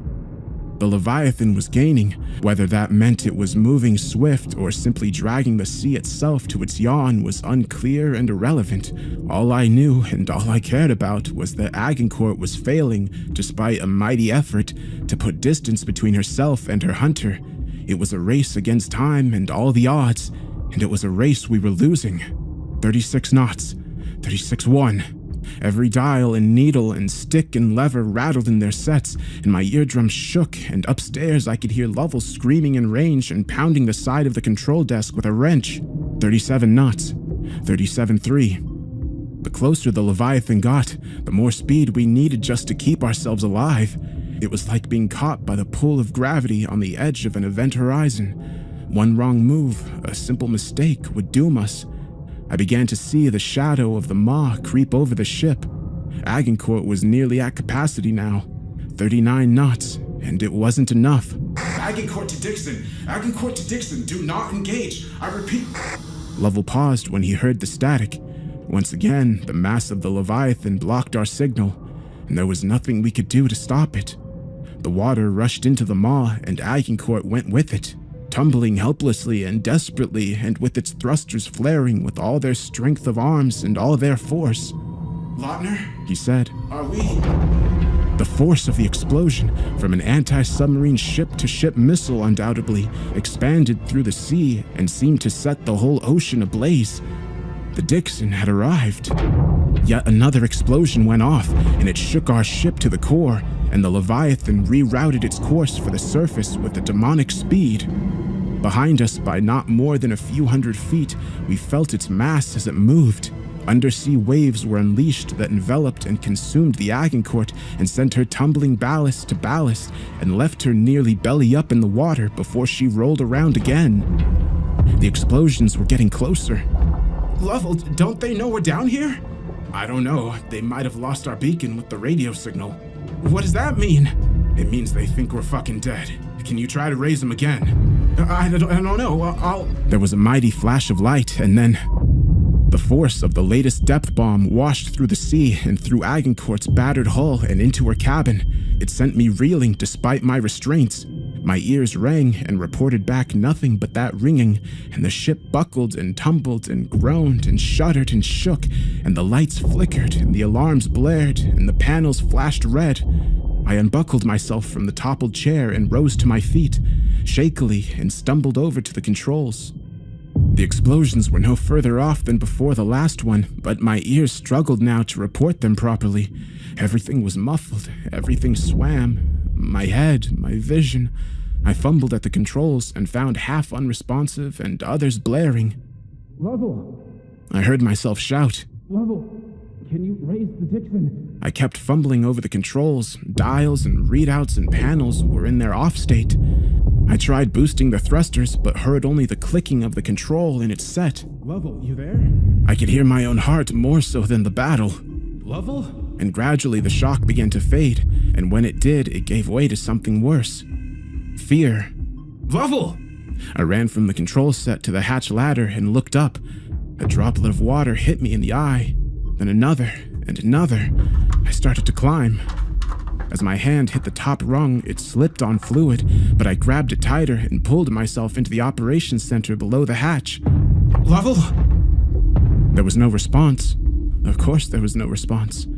Lovell was sitting in an unnatural angle against the far wall, and his eyes were still and shut, and a bit of blood pooled from his right ear and down onto his shoulder, where it was washed away by a steady trickle of seawater from the bent hatch that became a stream, that became several. The lights flickered again. I reached my friend and knelt down next to him in the water. Lovell, hey buddy, hey, can you hear me? I heard naught but the slightest, quietest whimper, but it was drowned out by another sound quickly, the roar of the beast. And then one far more ominous even than that.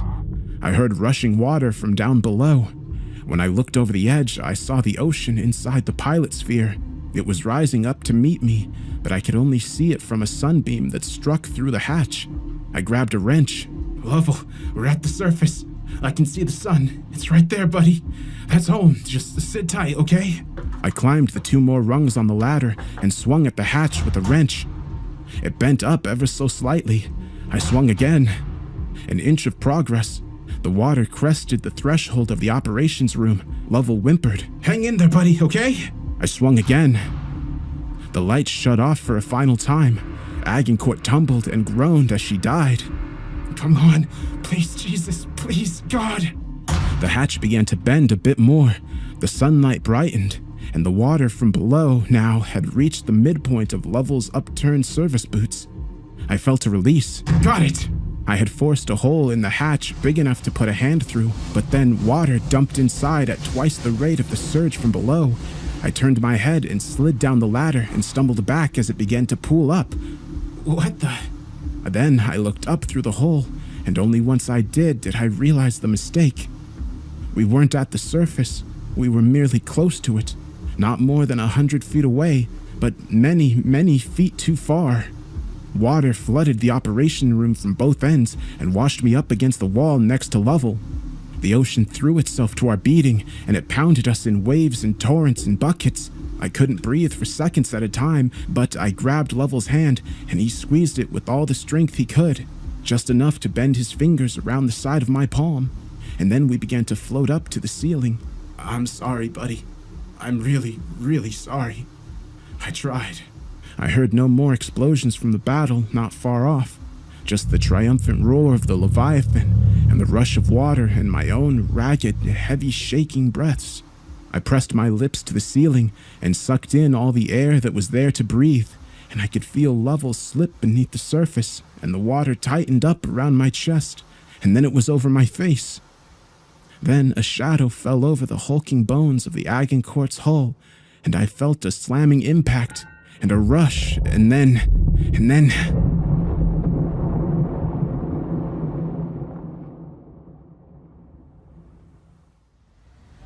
They're inside. I opened my eyes up. They hurt. I didn't know where I was. I didn't know when it was. I knew nothing at all, in fact, but I heard footsteps and saw a shadow, and then I felt something grab my shoulders and hoist me up. A bucket's worth of seawater fell from my shirt and hair and face. What? You're okay. You're okay, Lieutenant Lautner, was it? Hey, come here, it's okay. We're gonna get you out of here, okay? Ensign, tell him we got a survivor. Yes, sir. I don't know. It's okay. Lovell. What's that? Lovell, is he, I don't remember. I can't. I started crying in pitiful, racking, heavy, messy sobs. Hey, it's okay. Can someone help me out here? And then I started to slip. Hey, I'm losing him. And then everything went black. I woke up in a hospital bed. For more than a day, I was delirious, but once I came to, I was filled in as I, in turn, was able to recall my story for a report. From what I was told, the following had happened. The Dixon had been destroyed, lost with all hands, along with its escorts and, of course, the District of Columbia. All told, the Navy lost more than 700 good men in the operation. Among them was a lieutenant named David Scott Lovell, in the deadliest day in the history of the Navy at peacetime. But I learned something else as well, based on the important mark alongside Agincourt's wrecked hull. It is evident that after feasting on the Dixon, the Leviathan hit Agincourt and knocked her clear to the surface, where another ship, the Arleigh Burke destroyer, found her rolling in the surface with a broken hatch.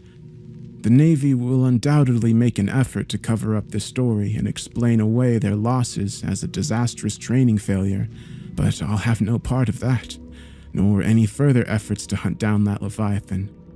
No, this story needs to be told, for those men lost, and for Lovell, surely, and for you. Like the pilot of the Tuscany before me, I've accepted the fact that the thing down there should not be disturbed, and neither should its home. For the love of God himself, do not venture far into the deep, deep pit of the wild Pacific. For all our sakes.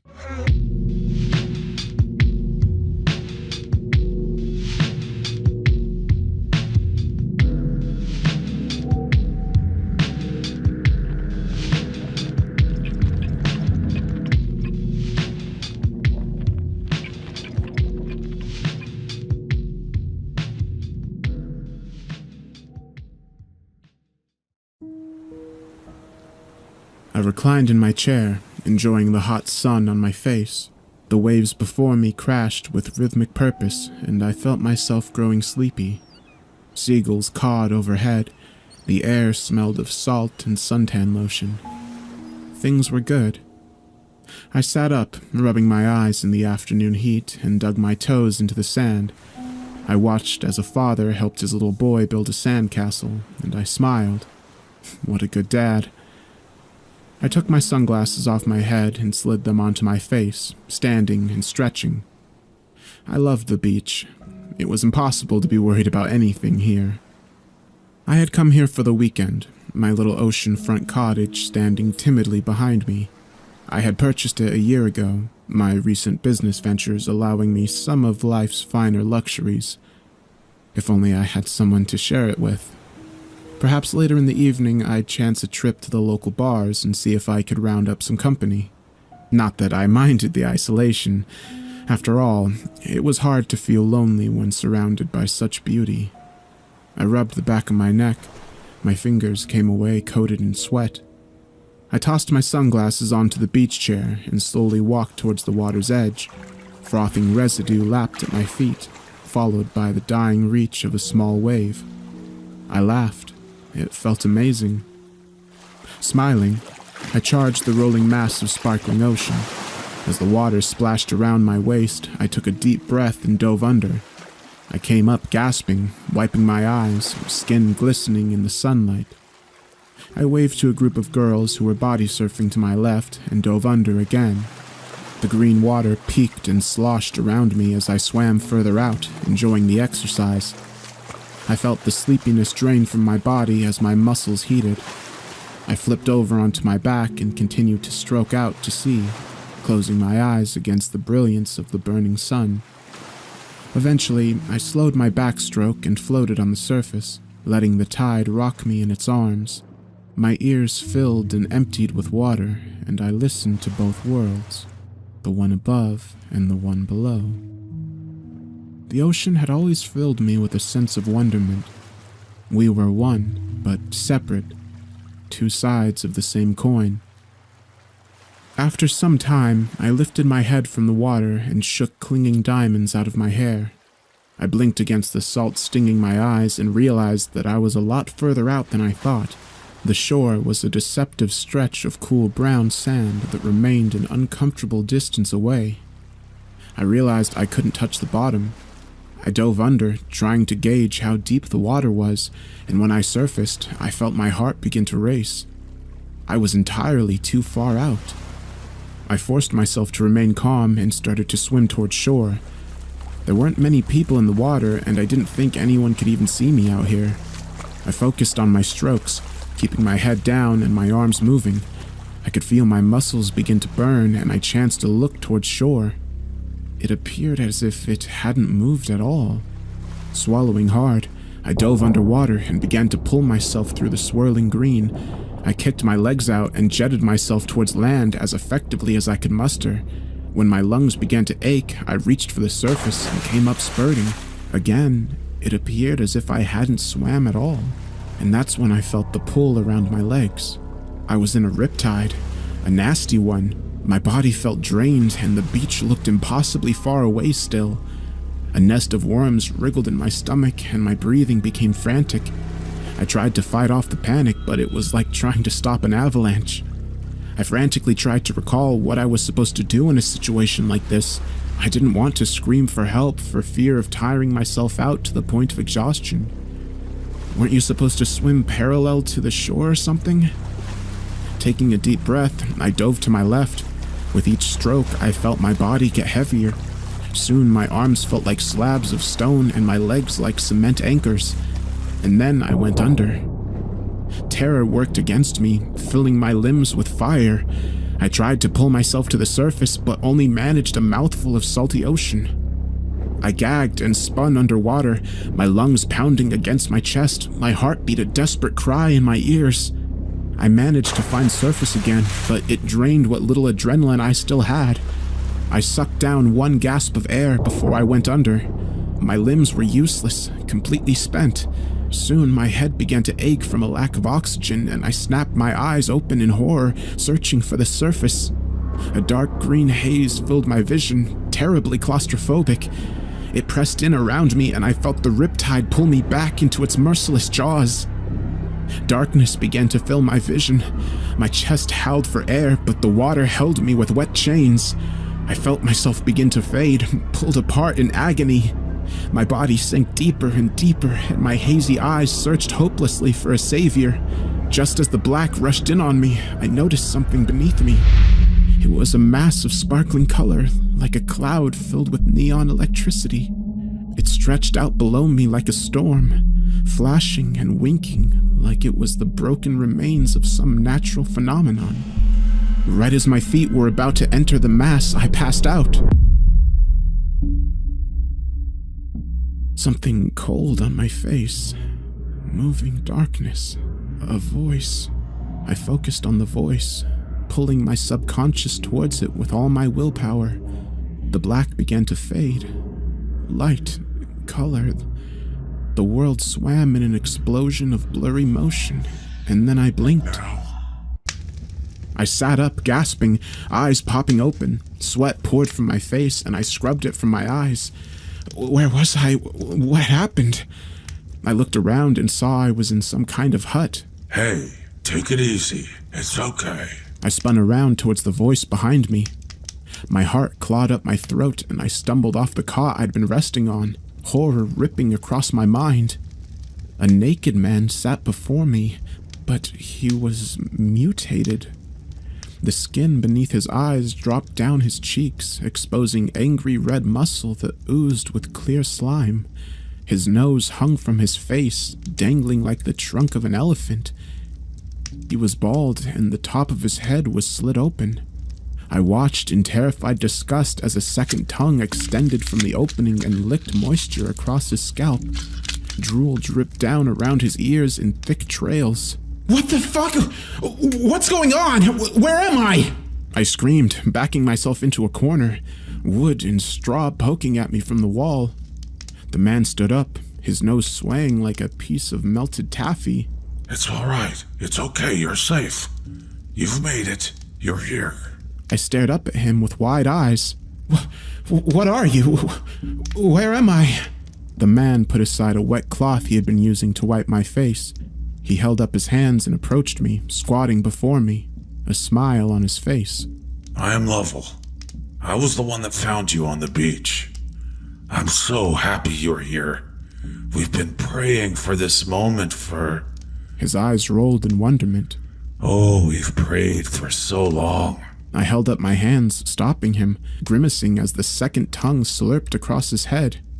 The drool leaked down into his face and dripped slowly across his exposed muscle beneath his eyes. You need to tell me what's going on, I said, trying to collect myself. The last thing I remember was drowning. I got caught in a riptide and something weird in the water. The man, Lovell, smiled. I can't even imagine what you're going through right now. But the important thing is that you are here. You've passed through the red cloud. You've done what none have done before. It's not much, a mere pinprick in its mass. But you can show us how to do it. You can show us how to get through. I was shaking my head slowly, mouth open. Stop. Wait. Please, I have no idea what you're talking about. I don't know anything about this. I was just taking a swim in the ocean and got pulled under by a riptide. My mind was spinning with confusion. What the hell was this person talking about? Red cloud, tearing a hole through it? I wasn't following, and the constant twist of unease in my gut wasn't helping. Lovell nodded understandingly. It's only natural you're a little scrambled. I can't fathom what the red cloud did to you as you passed. The suffering you must have endured. It really is a testament to who you are, what you've come here to do. I licked my lips, head aching as I tried to comprehend what was going on, who I am. To my horror, Lovell reached out and stroked my face. Why, you're an angel, come to save us.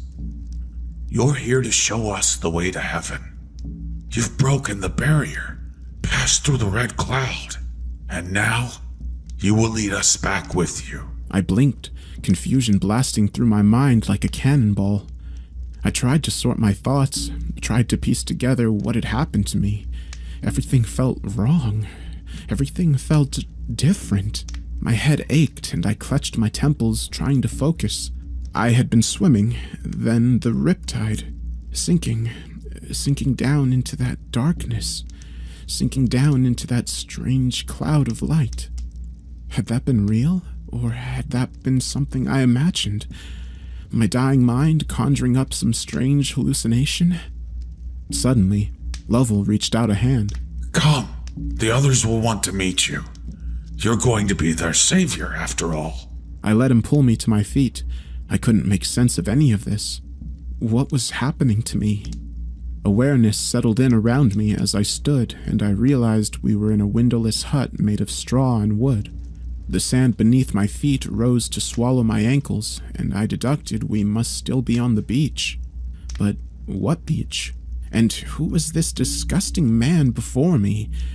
Who were the others? What did they expect of me? I can see you're having a hard time remembering.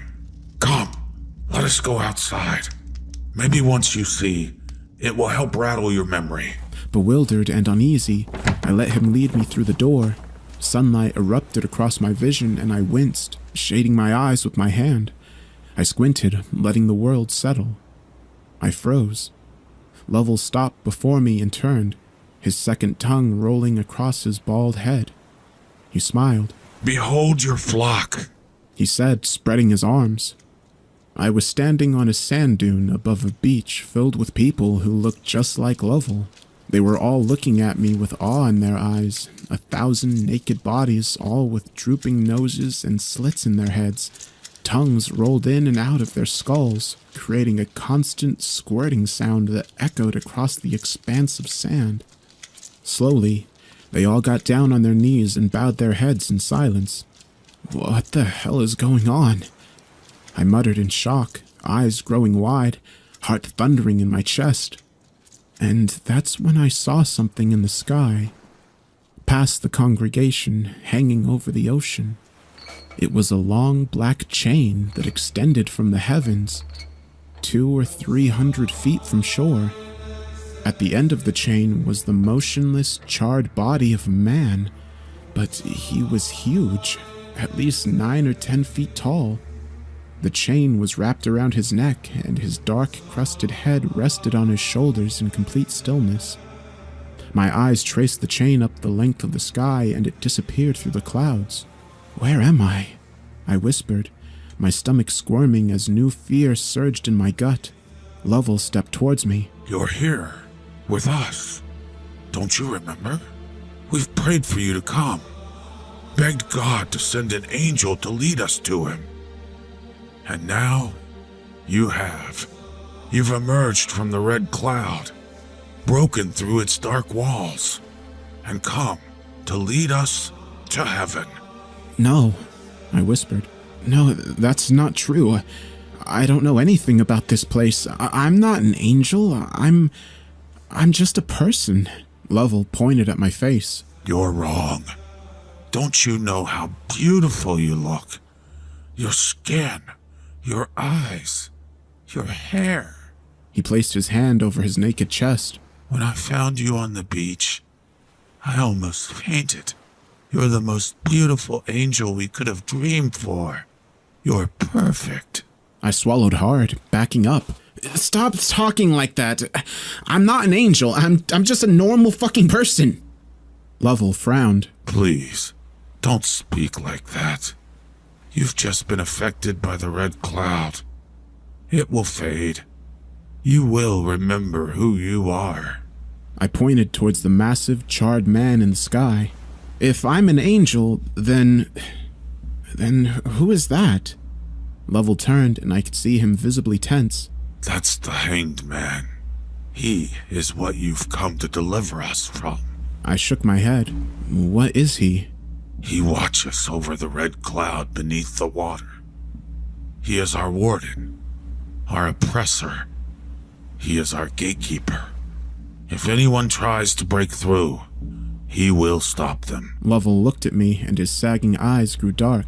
He is the shadow of God, the darkness that grew behind the light of the Lord. He is evil incarnate.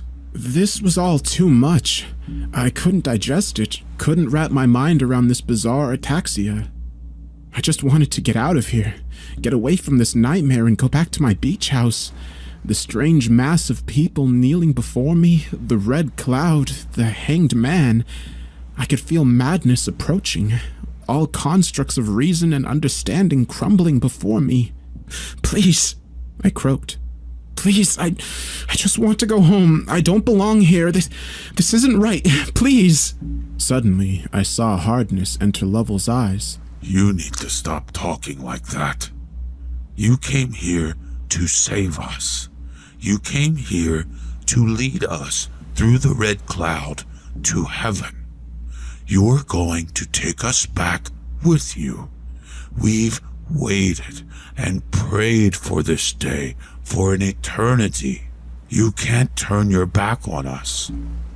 You're the only one who's managed to make it through, to make it past the hanged man. You have to show us the way. "No!" I cried, suddenly overcome with a wave of dizziness. "No, I'm not the one you've been praying for. But please!"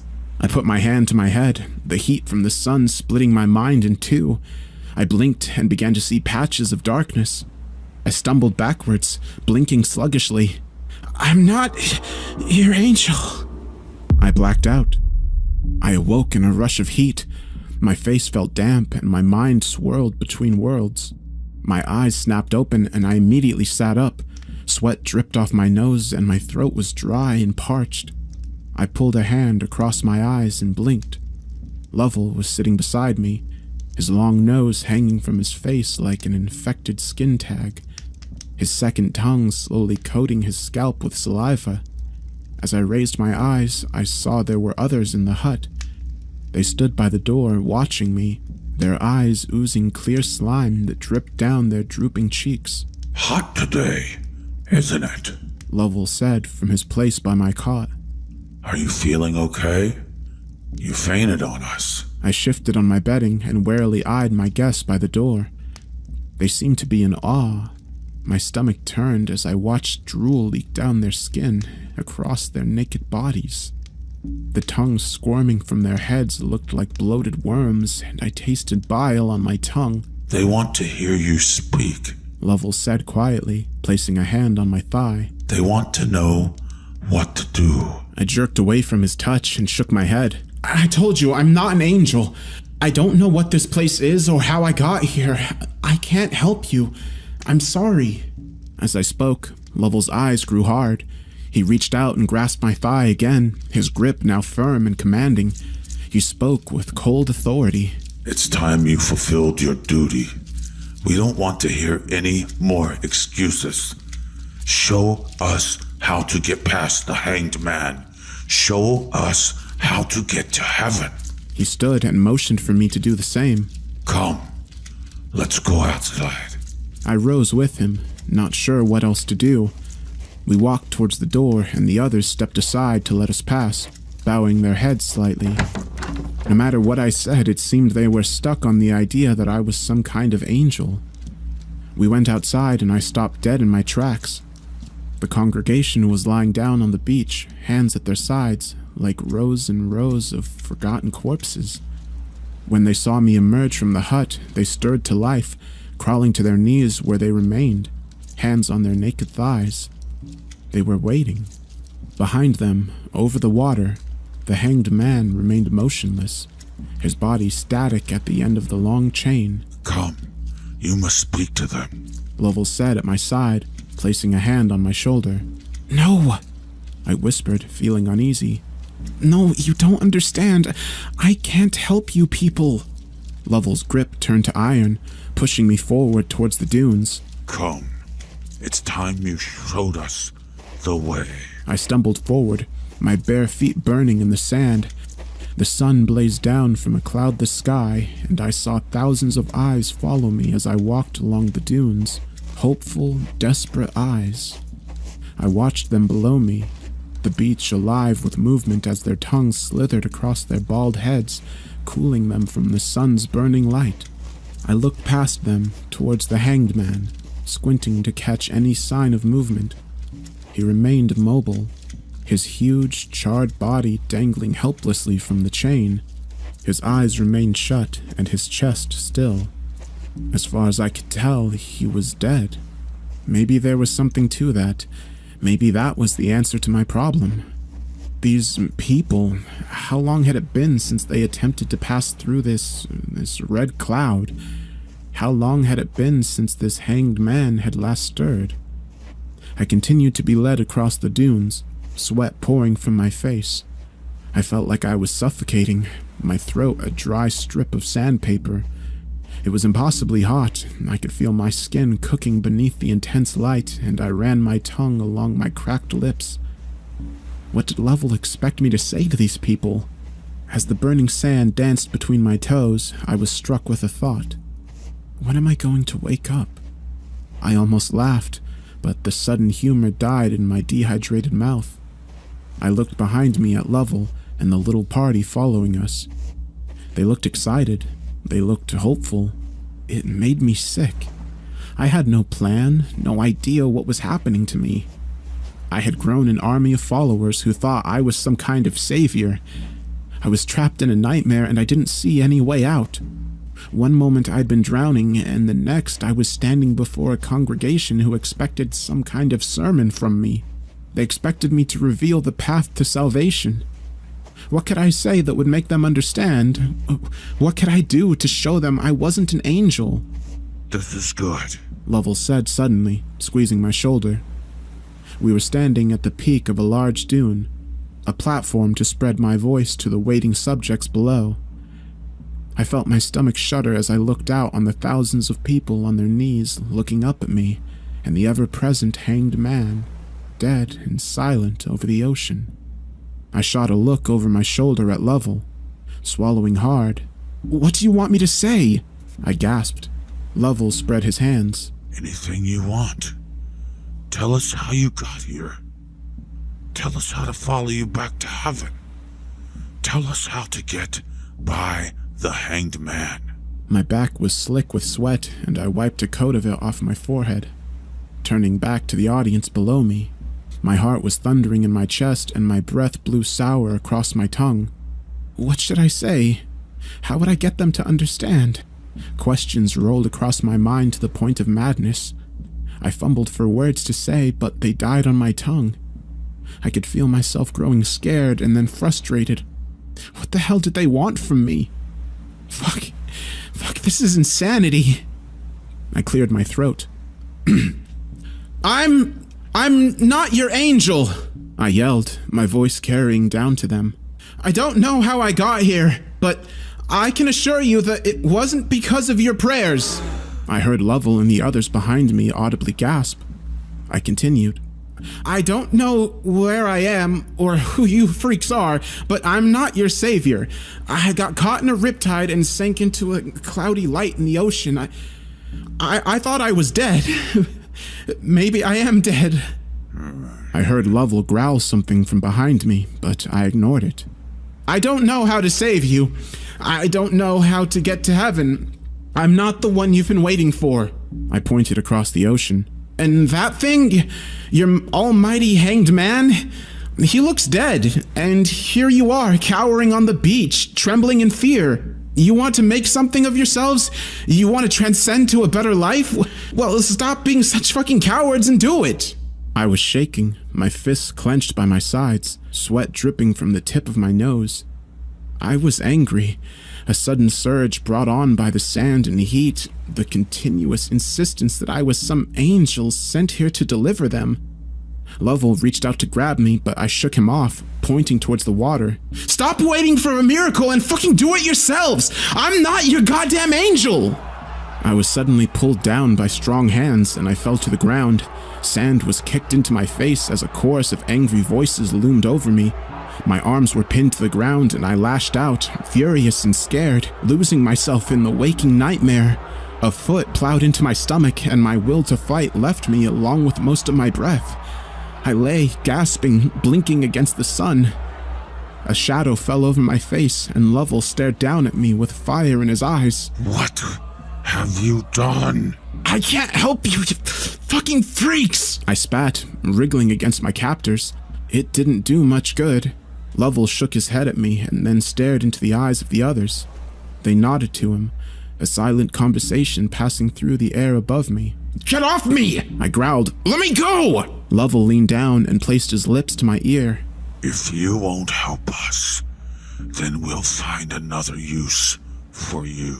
I stopped struggling and turned to look into his eyes. What the hell are you talking about? Lovell licked his lips. If you won't show us mercy, perhaps the Hanged Man will. Perhaps an offering will change his mind. Perhaps an angel is the price we must pay to cross to the other side. Let go of me! I roared, chest heaving. You're all insane! You don't know what you're talking about! Lovell raised a hand to the others. Get the boat. It's time we float to eternity, my brothers. A cry of joy went up, followed by an even louder exclamation from below us on the beach. I cocked my head in the sand and saw the mass of people standing, smiles on their faces. They pumped their fists into the air and began to chant. My blood went cold as I listened. Sacrifice. Before I could speak, I was roughly hauled to my feet, hands slapping and gripping me. I was pushed down the dune, a hard shove in the middle of my back. I went sprawling, hitting the slope face first.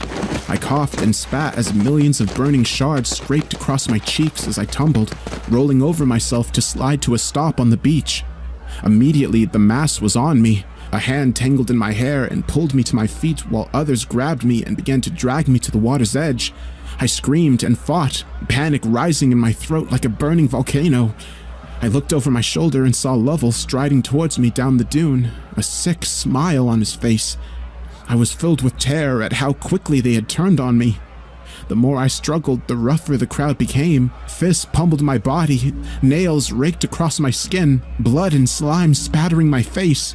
I coughed and wheezed, blinking through it all, my vision filling with thousands of wriggling, moving bodies.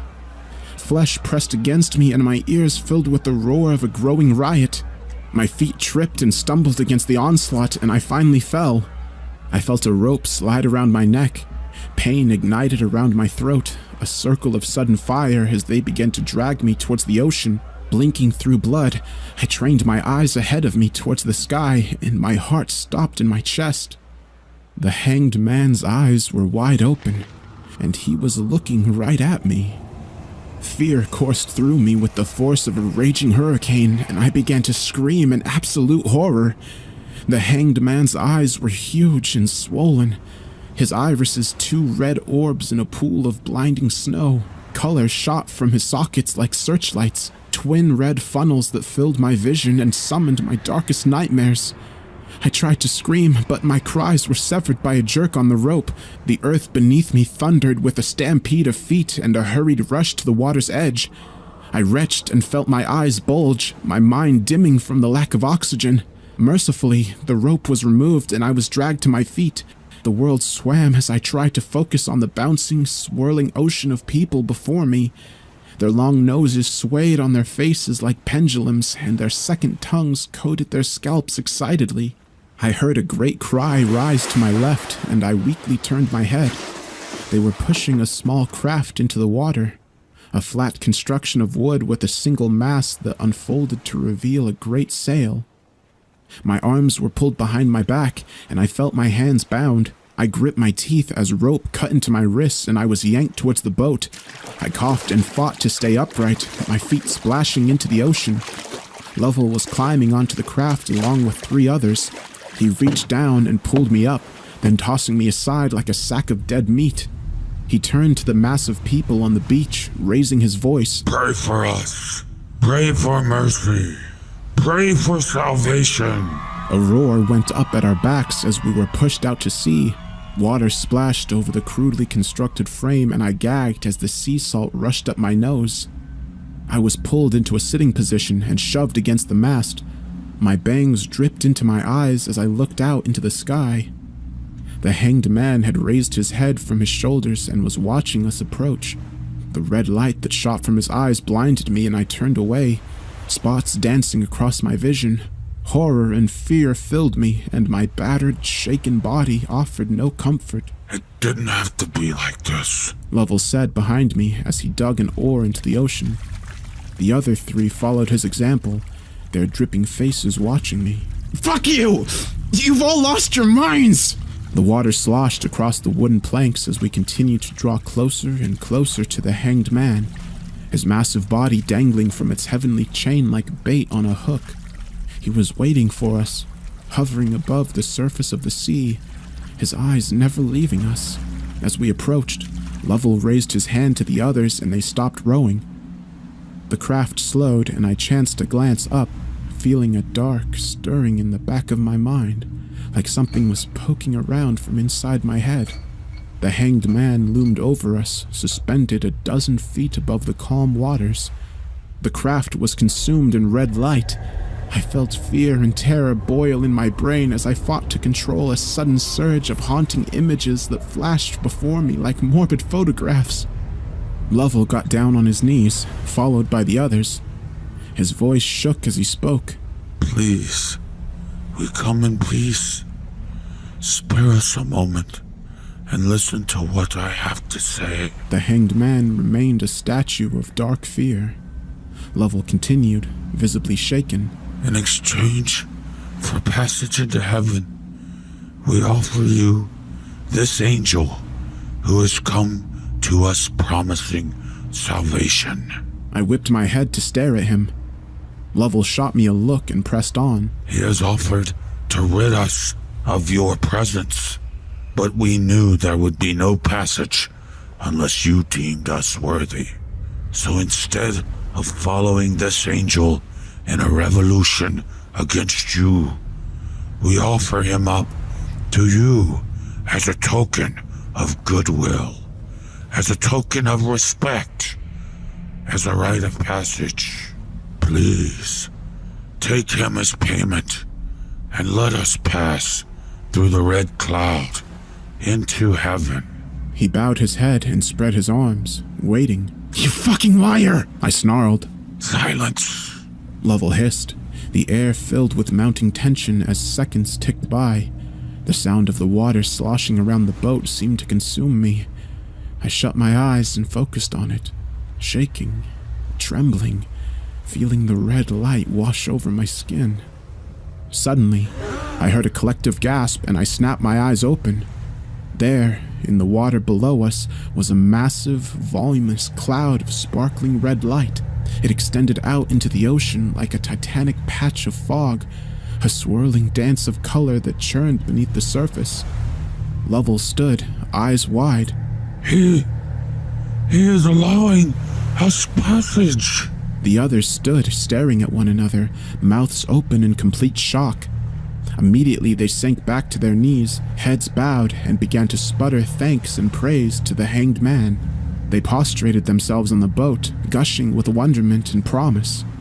Suddenly, Lovell grabbed me and pulled me to my feet. I hope you rot in hell, I growled as he pulled me over to the mast. Quite the contrary, he said, yanking on me. He motioned for the others to help him, and I suddenly felt the familiar coil of rope around my throat. I coughed and struggled, but was silenced with an oar to the stomach. I vomited, the bile spilling out over the deck. I craned my head to look behind me and saw they had thrown the rope over the mast. They were going to hang me. I stared up at the hanged man, his huge, terrifying eyes boring into my skull. His charred skin absorbed the sunlight around him as I fought helplessly against the ropes tying my hands. This was it. This was the end. Lovell was suddenly behind me. He whispered softly into my ear. I will tell God of your cowardice when I see him. I hardened, feeling a sudden rage burn within me. I turned my head, my voice hard steel. No, you fucking won't! I slammed the back of my head into his face as hard as I could. I was rewarded with an ear-splitting scream as he bent down and clutched his bleeding mouth. I stepped backwards and grabbed his dangling nose with my bound hands and ripped it from his face, screaming in defiance. The tube of flesh tore from his head like strings of melted cheese, and blood exploded from the gore it left behind. Lovell sank to his knees, howling as blood poured from the holes in his face. The others on the boat froze, surprised and revolted by what I had just done, the rope going limp on the deck. I charged the side of the boat and threw myself towards the water. As I flew through the air, seconds before I splashed into the ocean, I watched in horror as the hanged man dropped from the sky like an anchor releasing. I hit the water and immediately went under, my vision obscured by the murky depths. I wriggled like a dolphin, trying to free my hands, but it was hopeless. I trained my burning eyes to the red cloud beneath me. Frantically, I wriggled towards it, feeling my lungs hammer into my chest. Suddenly, the water illuminated with red light. I whipped my head to my left, bubbles exploding from my mouth, and my eyes widened in terror.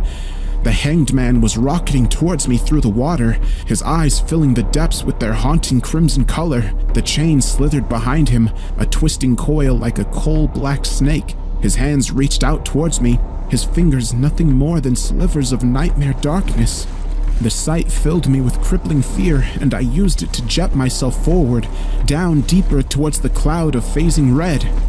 My ears suddenly filled with a muffled, haunting roar of fury, and I felt my mind quiver and splinter. I blinked, fighting off the sensation, reaching to the depths towards my salvation. I had almost reached the cloud. I kicked towards it with all the might I could muster, screaming, leaving a trail of howling bubbles behind me. Suddenly, I was jerked backwards and I felt pain shoot through my leg. I turned around and saw the hanged man grasping my leg, pulling his body up mine to stare into my face. My world swam and shook with the darkest, deadliest hell, and I felt all resistance drain from my body as his eyes consumed my soul. My mouth dropped open in a silent scream as red began to fill my head and uproot every fear I had ever had. I felt madness begin to rip my mind in two. Suddenly, through the agony, I heard another sound. I heard splashing, a muted rush of churning water. The hanged man turned to look towards the surface. I followed his gaze, mind fading, darkness approaching. Lovell and the others had dove into the ocean and were frantically swimming towards the red cloud. The hanged man roared and looked back at me, then back at the four. Snarling, he released me and my mind shimmered and then refocused, the red leaving my fractured brain in a rush of heat. Still bound, I watched as the hanged man raced to stop the others from entering the red cloud. I watched as he tore them apart. I watched as the water filled with red. As the last bit of consciousness left me, I watched as the red faded to black, and I floated down into the depths.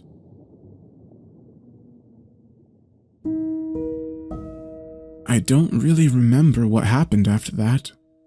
I don't remember the in-between, not even the darkness. There was just nothing. The next thing I remember was getting CPR on the beach. It was the father who had been building a sandcastle with his son. I sputtered back to life, screaming and vomiting up gouts of salt water. I lay there on the beach, weeping as an ambulance was called. I was rushed off to the hospital and cared for, questioned, and given some much-needed rest. I've never really fully recovered from that experience. I'm still not entirely sure what happened or where I went. I don't know if what I went through was even real. It's been over a year now since that incident, and I've come no closer to discovering the answers. Was the red cloud real? Were those people, those creatures real? Or did I experience some fearful hallucination between the reality of the living and the dead? As time passes, I want to discard the horrors I went through as something my mind conjured to stay alive. I want to believe that the nightmare world I went to was just some horrific dream I used to fight off death. But I can't. No matter how much I want to deny that terrible place beneath the riptide, I just can't. Because, you see, after I was rushed to the hospital, the father who resuscitated me came to visit. And he told me something. He told me that when he found me, my hands were tied.